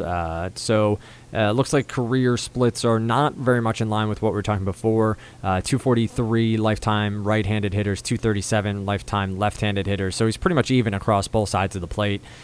Take that for what you will, as how it influences tonight and how it influences his season this year. But he has struggled this year. That has been for certain. Anybody else in the middle tier, that jumps out at you? One of my favorites to roll out there, and you talked about. We talked before the show about our good buddy Steve. Steve. I always love joking around about Colin McHugh. The one night I took him, McHugh came up big for me, and Steve said, that's going to color you the rest of your season, and you're not going to look at the numbers anymore. You're going to just love him, and I do love him. Why? Right. How can you not love Colin McHugh? Is McHugh against Tampa Bay, a team that has been struggling mightily from the plate, a viable middle-tier option, or is he starting to get priced out of where you should be using him? No, I think you're spot on with him tonight. He actually has defied all odds, and I don't think there's any daily fantasy analyst out there that saw this coming. I know for a fact that in many articles, people were targeting him. Oh, even after his first 2 starts where he was lights out. Nobody trusted him. And then he went and he had 3 outings where he was simply mediocre. And now, again, he's back on fire, Dan. His last outing, actually, he struggled. But aside from that, he's striking batters out, and he's going – the innings are a bit of an issue. But at the same time, against the Tampa Bay team that has been so putrid this season, I mean, shockingly, it doesn't make any sense that they can be this bad.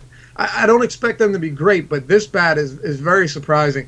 So Colin McHugh at home against a struggling Rays team is a very nice play. But I also think Jake Arrieta is another guy that is worth taking a look at. He has been decent this year, and I think he's exceeded expectations as well.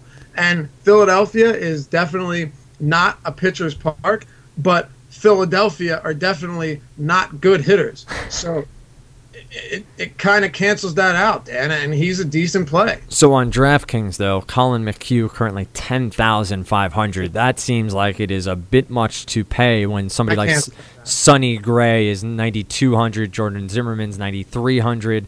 Even you go down the list a little bit, you get someone like Lance Lynn, Alex Cobb. All those guys are cheaper than Colin McHugh. I would say DraftKings might be a little bit too expensive to explore Cy McHugh. I wouldn't play him there at all, especially considering Andrew Kastner's at 9,300. And you go further down the list, and you have Arrieta and Bartolo Colon at 7,400 and 7,300 respectively. So those are 2 plays right there that are certainly worth taking a look at before you go and splurge on a pitcher who, let's be honest, isn't proven yet. What do you think about Alex Cobb tonight against Houston? His last couple outings have been bad, and a lot of people like this guy, and I see why. He's got good stuff, but his last few outings, he has struggled a bit. I have Cobb on 2 of my season longs, and honestly, I benched him this week because all of a sudden the Houston Astros have decided to be a Major League Baseball club.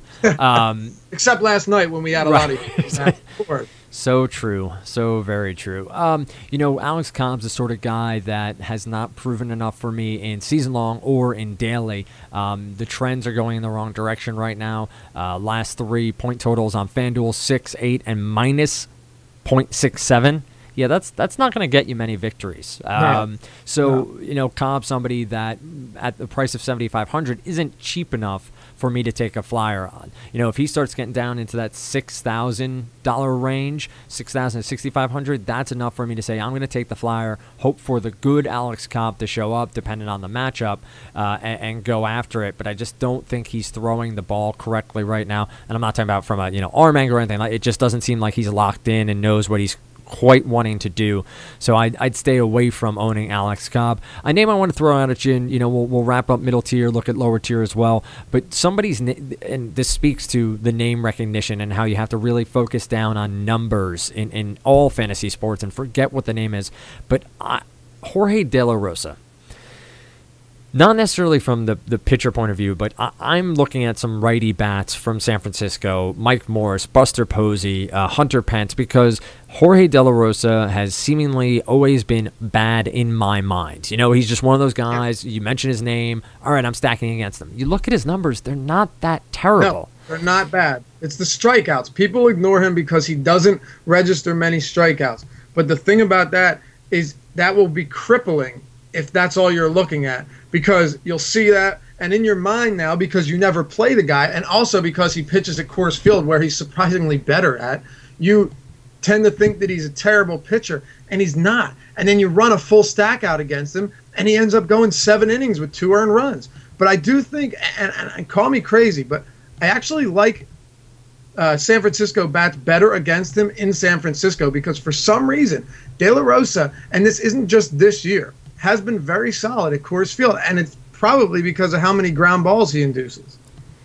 So we move to the bottom tier of baseball pitchers for tonight, in case you weren't sure what sport we were talking about.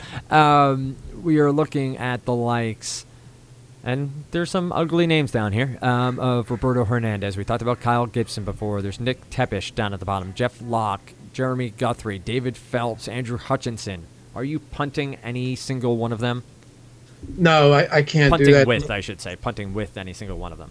I'm just punting all of them, Dan. I can't do it to myself tonight. I just can't. People underestimate Seattle offense, so Nick Tepish is out of the question. And the only pitchers I'm ever playing against Seattle are left-handed pitchers, unless it's someone of obvious higher quality. But there isn't much out there. I will ask you this, though. How do you feel about Baltimore bats against Drew Hutchison? You know, Hutchinson, I always put the N in there. Always do it. You know, a 3.96 ERA, 67 Ks, 23 walks. He has the strikeout ability, you know, to add ability to the end to the word.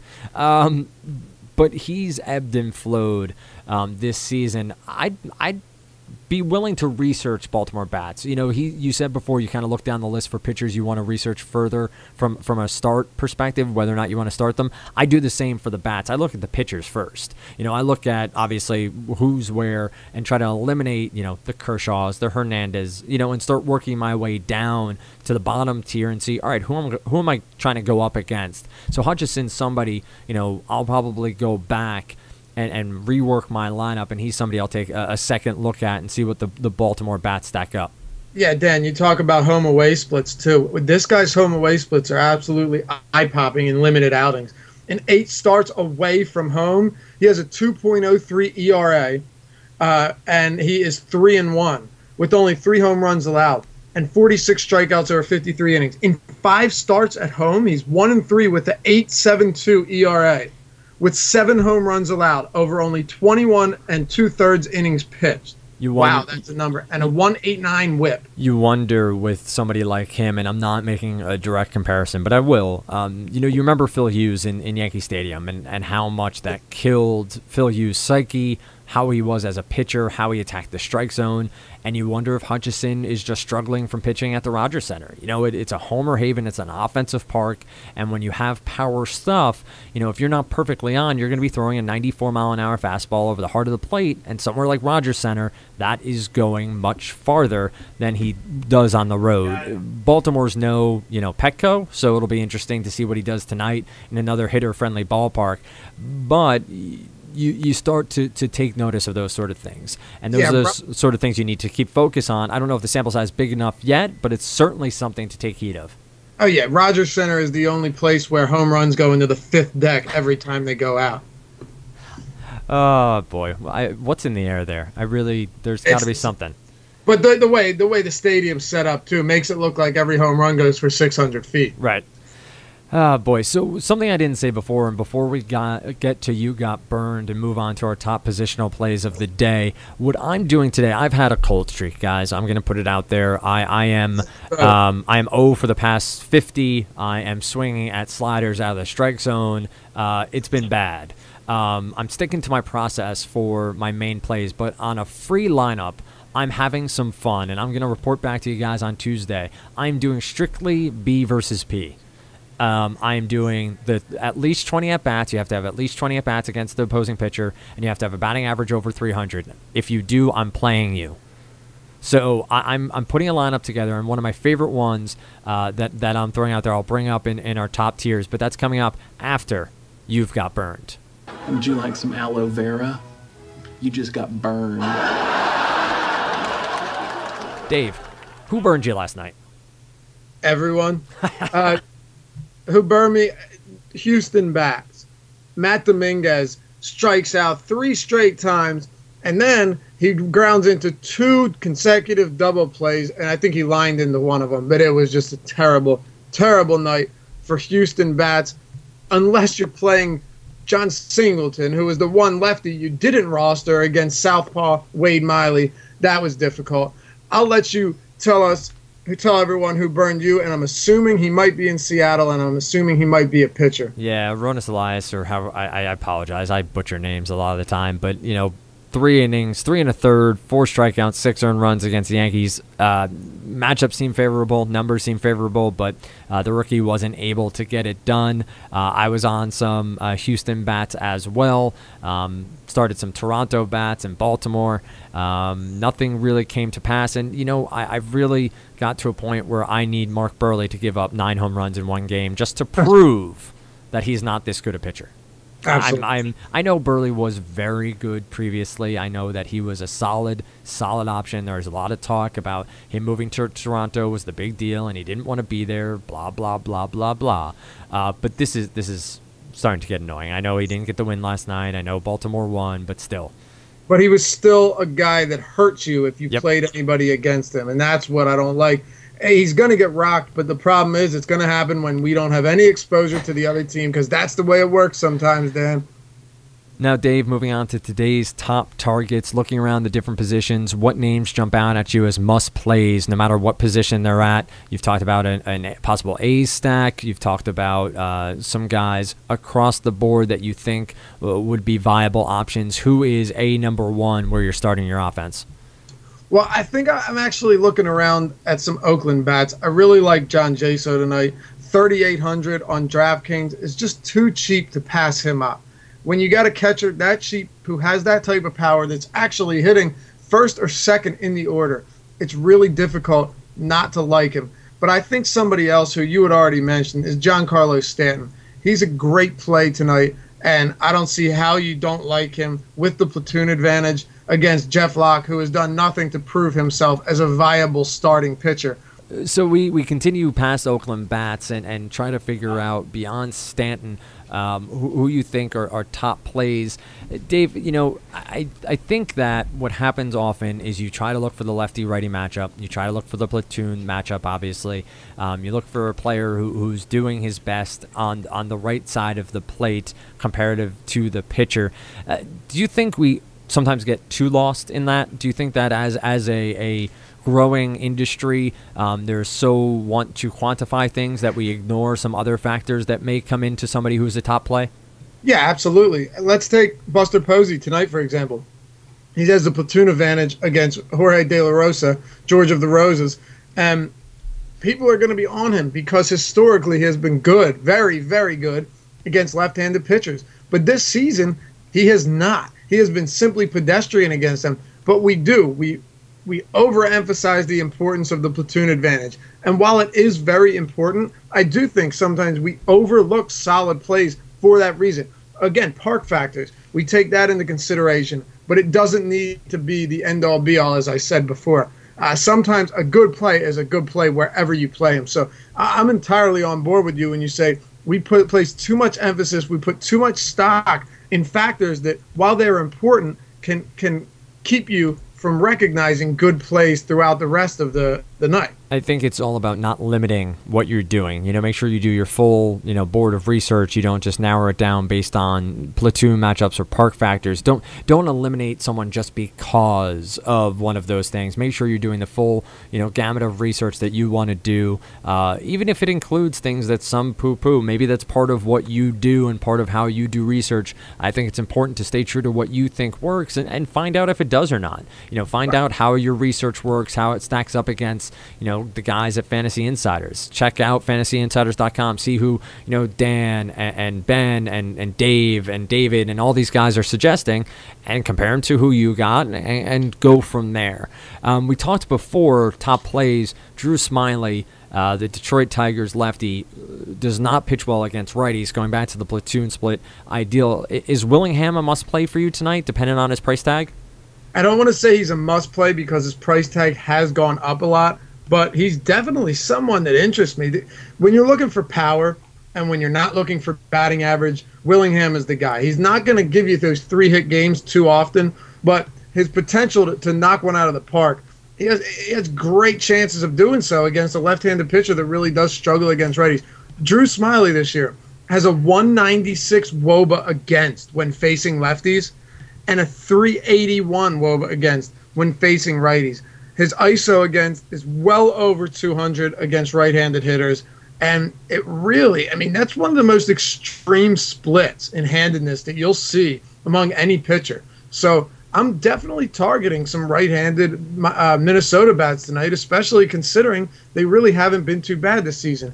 And one more thing about Smiley is his 55% ground ball rate against lefties drops to 32.2% against righties. That's a massive drop, and he has a 12.3 home run to fly ball rate against righties. And when you have a ground ball rate that low, that says something. So let's actually touch on somebody, and we'll start going around the diamond now, Dave. And if somebody pops into your head as a must-play, feel free to throw it at us. But a name, we'll skip catcher for a second. We've talked about Jaso. We've talked about Buster Posey. So we'll move on to first. Is Kendrys Morales a play for you tonight? Switch hitter, can bat righty against the lefty throwing Smiley. Obviously, just started in the majors the past couple of days with the Twins because of holding off on signing. But he's a professional hitter. You've seen him hit in the past. Is he somebody you trust tonight at $3,000 on FanDuel? The thing about him is $3,000 is a respectable price, but he's $4,100 on DraftKings. So with a guy like this, you're really basing it on salary. Will it fit in your lineup without, you shaking your head in disbelief that you actually stuck this guy in your lineup because of his price? So yeah, I don't have any problem with him on sites where he's cheap, but he won't necessarily be someone I'm targeting tonight. And that's because guys like Anthony Rizzo at Citizens Bank Park against Roberto Hernandez is someone I would rather play, or Victor Martinez, or the absolute righty killer Brandon Moss. I think there are a lot of really solid options out there tonight. And while Morales is a nice play, it might be hard to fit him into your lineup for that reason alone. There's just a lot of really good bats out there, and it could be hard to squeeze him in without sacrificing some real talent at the position. Anybody else at first base? You obviously mentioned a few different names there. Anybody else at first base, maybe lower tier, somebody a cheap punt play? We mentioned Adam Lind, not really too cheap, but going up against Jimenez in Baltimore. Any other first baseman you'd throw out at the listeners? Dan, I don't even want to bring up punt plays at first base because I don't think it's the right position to punt. I just don't. I don't think it's ever really the right position to punt, just because so much power comes there. If you're going to punt a position, catcher, second base, shortstop, those are the positions that you can get away with it because there isn't that much power outside of your Troy Tulowitzki's, your Hanley Ramirez, your Ian Kinslers. But it's not a position where you're really concerned that, wow, why did I punt this position? Everyone else is going off. But you have Chris Davis against Drew Hutchison. And I know Hutchison, like we said, has been better on the road, but he's going to Camden Yards where he's not going to get that much of an advantage at all in terms of home runs allowed. So I think Chris Davis, anytime you're facing a mediocre right-hander, is a great play. But I go back to Anthony Rizzo and Brandon Moss and Victor Martinez, all of whom are grouped together on DraftKings at 47, 48, and 4,900. So they're going to cost you some money, but it's really difficult not to like them in games that could see a lot of runs, they could see a decent amount of RBIs, and it could really give you a really nice night. My batter versus pitcher play of the night is Albert Pujols going up against Aaron Harang. So that's a righty-righty matchup. 342 in his career, 5 home runs, 16 RBIs against Harang. So, again, we're just pulling the top BVP play and throwing him in my lineup tonight. We move on to second base. We didn't really touch on second base too much so far. So who are you looking at second to throw out there? We talked about Dozier is probably the one guy we've mentioned the most of all so far. Yeah, Dozier. Why don't you explain the splits on him you saw real quick, being that they're really not that extreme this year at all? Yeah, I mean, he has pretty similar numbers on both sides of the plate. Against both sides of the pitching rubber. You wonder, young guy, hasn't been in the majors long, whether or not it's an anomaly.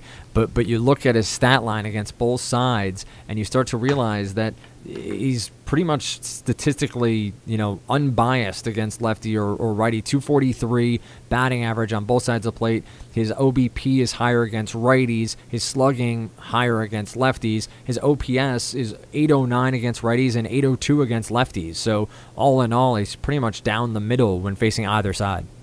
Right. So if you were going to punt this position, assuming this was it, Dan, is there anyone you see that's cheap enough and a viable enough play that could give you maybe a couple singles or an RBI, an extra base hit, that it makes it worth putting in your lineup? You know, I mentioned before Jeff Baker, 2,600 on FanDuel, going up against the lefty lock as part of the Marlins mini stack, if you will, with Ozuna and Stanton. I think that is a cheap enough price to punt with. Nobody else really beyond that jumped out at me, but I do think, you know, you have that sort of devil versus angel sort of conversation here of spending top tier for Dozier or trying to find a really cheap option down the list so you can pay up at first base and outfield today. Yeah, and would you like to touch on my Colton Wong by any chance? I think I'm going to pass this week. Okay. I think we'll wait till we're off the air. And at second base, I don't know if he'll even play today, but you got Ricky Weeks for P versus B, who has had great numbers against Homer Bailey, as has pretty much the entire Milwaukee lineup. When you look at a weird matchup here, you know, Ricky Weeks in his career, 519, 2 homers, 8 RBIs against Homer Bailey. Braun has great numbers against them. Mark Reynolds, Chris Davis, all of them have great numbers against Homer Bailey. So that is righty on righty crime right there, but still... nonetheless, we move on to third base. We're going to go, you know, in the correct baseball order here today. Third base, who at the hot corner is making you take notice? Well, real quick, just let me mention Nick Punto, who we talked about earlier. If he's shortstop and second base eligible, and definitely someone that is worth taking a look at if you're looking to punt the position. So you're punting with Punto. Excuse me. Yeah, he's definitely somebody that I would consider punting tonight because I don't really love second base. And if I'm not going with Brian Dozier, there's nobody that I'm really that interested in. What do you think about Trevor Plouffe against Drew Smiley? He's not going to cost you too much. He's sub $4,000 in salary on DraftKings, which is a more than reasonable price, and could have a nice game. 2,800 on FanDuel. Bats right against the lefty. We have gone into depth about Smiley's trouble with righties. I think it's a play that makes sense, and again, it allows you to spend elsewhere. You know, you go with the matchup here. You go with the platoon split, and you prey on Smiley's inefficiencies against righties. I like Plouffe. I mentioned Juan Francisco before, going up against Jimenez in Baltimore as well as a platoon, split play. Obviously, he has the power. Jimenez has been awful at home. Jimenez does have a bit of a reverse split this season against lefties, pitching better to lefties than he does to righties, so you may want to take that into account when doing your lineup building. What are the third basemen? I even thought, we talked before, some thought to me of Josh Donaldson because of how bad I think David Phelps has been of late, and Donaldson just seems to be locked in of late. What about our good man Lonnie Chisenhall going up against a righty tonight, and John Locke, who's been pretty good for the most part, but is Chisenhall locked in enough for you to run him back out there? Yeah, I actually think he is, Dan. I don't like playing any Cleveland bats against lefties, even the right-handed bats, because there isn't enough talent against lefties throughout the lineup to really give them those extra stats you need in terms of runs scored and RBIs. But tonight against a righty, I'm definitely liking Chisenhall, and I think he's a good play where he's not too expensive. I'm not sure if that huge game has shot his price up everywhere. On FanDuel, he's up at 4,300, tied with Adrian Beltre. It's a lot of money. Yep. And I don't think we can discredit John Lackey either. He's actually been very solid this year. He has a 3.18 ERA over 13 starts, and really has not been a bad pitcher at all. He's allowed only 7 home runs, and is actually not someone I would target by any means tonight as my starting pitcher, but I'm not going to load up against him either. I do, however, think that Chisenhall is more than reasonable on DraftKings, where he is 4,300. 4,300 on DraftKings and 4,300 on FanDuel doesn't come close. It's actually upper mid-range salary on a site like DraftKings. Moving back to shortstop, we talked about Punto as a possible punt play, depending on what his eligibility is on the site you're on. Oh, by the way, just to throw this out there, the third base B versus P play is Mike Moustakas going up against the lefty. Take that for what it is. So that'll be a fun one to watch tonight. But the shortstop position, as always, we talk about it, scares the crap out of me once you get past the top tier. I have mentioned lefties against Jimenez, Tulowitzki in San Francisco. Hanley against Chase Anderson. Not really many platoon matchups there for you to dive in top tier wise. Where are you going at the shortstop position? Yeah, you have Troy Tulowitzki against Tim Lincecum, who has really struggled this year. Lincecum has just been awful, quite awful in many of his starts. He's allowed 10 home runs, and he's been a bit better at home, actually a lot better. His ERA is 3.86 at home and 6.84 on the road, which makes perfect sense considering it's at AT&T Park. But shortstop is another one of those positions where outside of Tulowitzki and Brian Dozier, where he's shortstop eligible on DraftKings, there isn't necessarily that much that I'll be targeting tonight. I would probably rather go lower end and not spend a lot of money, because what I want to do is I want to spend at least one pitcher like Felix Hernandez, and then I want to spend up at first base. And like we said, we're going to want to get Stanton into our lineups as well. So he's someone that you have to get in there. So there aren't too many punts in terms of viable shortstop plays, but there's enough out there. And I'll give you a couple names in a minute once I lock down a couple that I really like, and we'll come back to it, that are nice plays. So B versus P is Alcides Escobar, who's actually been hitting pretty well of late. He, too, is going up against Quintana tonight. Quintana's a pretty good pitcher, but again, strictly from B versus P, it is Alcides Escobar, who is batting .333, 3 RBIs in 21 at-bats against Mr. Quintana. You and that PvP today, man. This is strictly a game to play, see what happens. I am that cold that I was either this or getting a live chicken and figuring out how to sacrifice him to whatever god I need to sacrifice him to. So I'm sacrificing my lineup tonight to the B versus P gods, and we'll see what happens. But Dave, as you contemplate shortstop, let's move on to outfield, because I think, as always, outfield is deep. You can find top tier plays, you can find some value plays along the way. We've talked about Giancarlo Stanton. Anybody else you see as a must play in regards to the outfield tonight? Yeah, I don't like to throw the must play around there too often, because we used Josh Donaldson as a virtual must play last time, and look what happens. It's just really tough. We actually said he'll probably go 0 for 4, and he ended up going 0 for 4.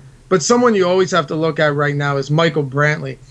He has just been absolutely scorching hot lately, and he's been killing righties. You look over his game logs, and it's rare that he has single-digit fantasy points on DraftKings, and that says a lot.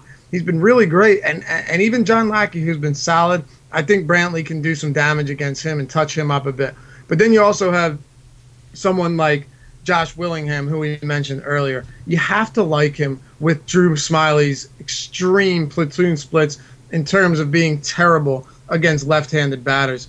Against right-handed batters. So I think Willingham, Stanton, and who did I just mention?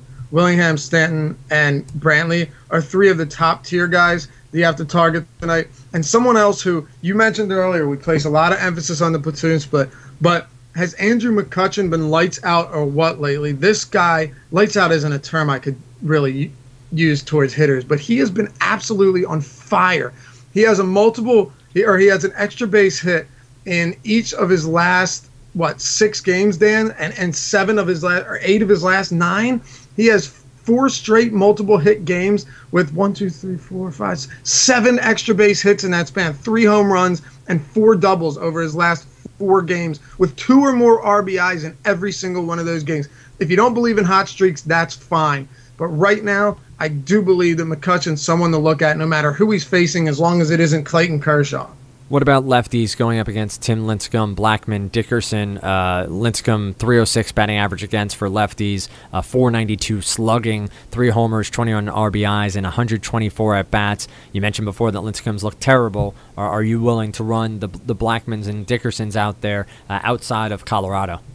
On sites where the algorithm, and you know how DraftKings works, that algorithm works, where they go back to Coors Field and their price skyrockets. Charlie Blackmon's price has dipped $500 since yesterday on DraftKings. They're not someone I'm targeting tonight just because there are a lot of other good options out there. They're playing at AT&T Park. Lincecum has the potential to be a decent pitcher, and I just think that if you're going to spend the money, you could go elsewhere. And Colorado, as we have seen this year many times, does not have the same power away from Coors Field.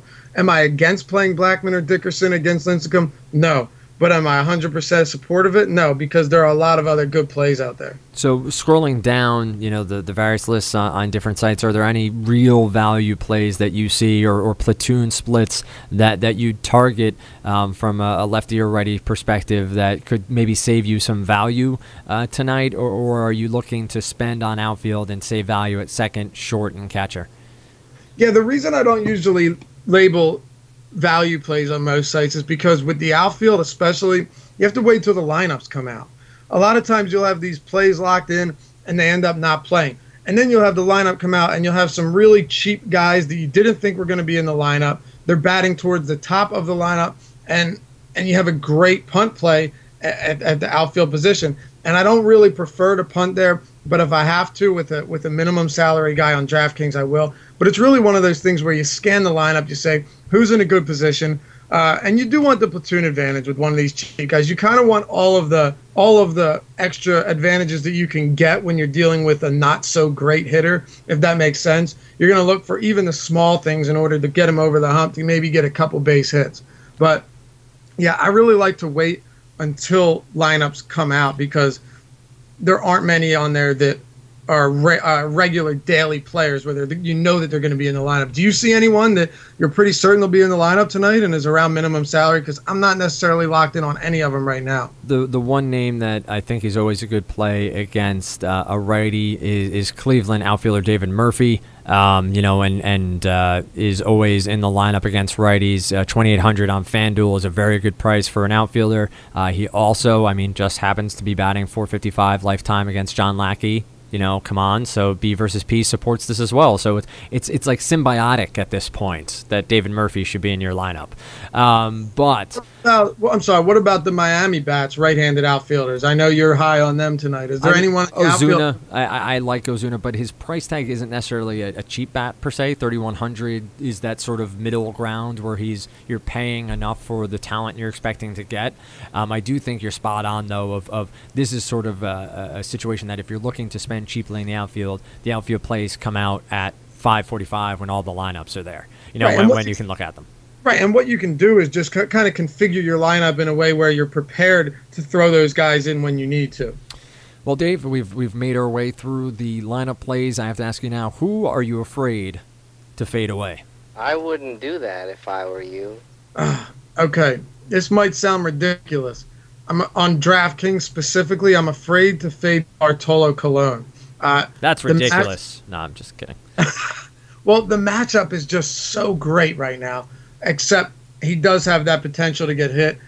I just feel like at 7,300, if you play this guy and he's great, it's really, really going to help you. It's going to open up a ton of cap space. But if you don't play Bartolo Colon and he comes out and gives you a performance like he did against Pittsburgh, where he had went 7 1/3 with 0 earned runs and 9 Ks, it's going to hurt you because I do think the Colon will be highly owned tonight on DraftKings.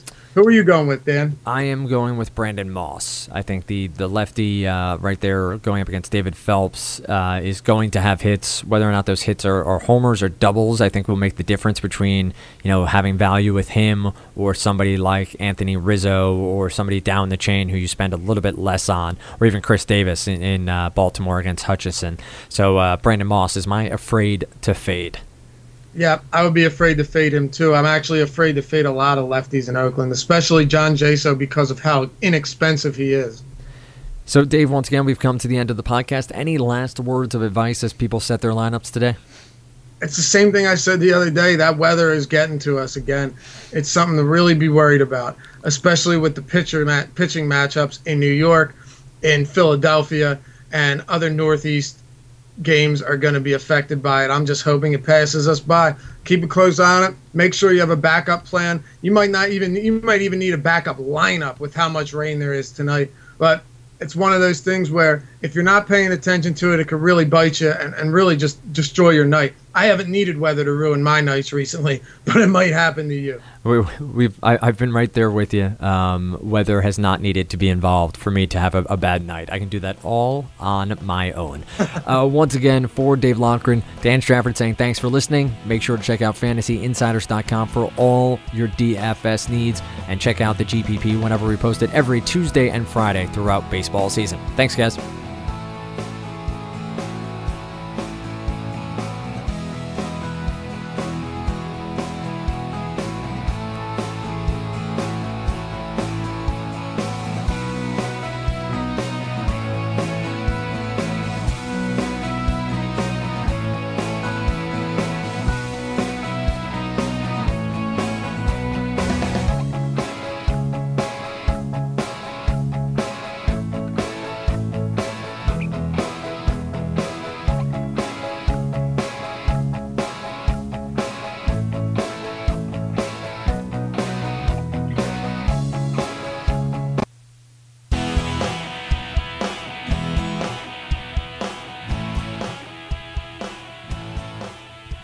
Welcome into the GPP Fantasy Insiders podcast right here on Fantasy Insiders.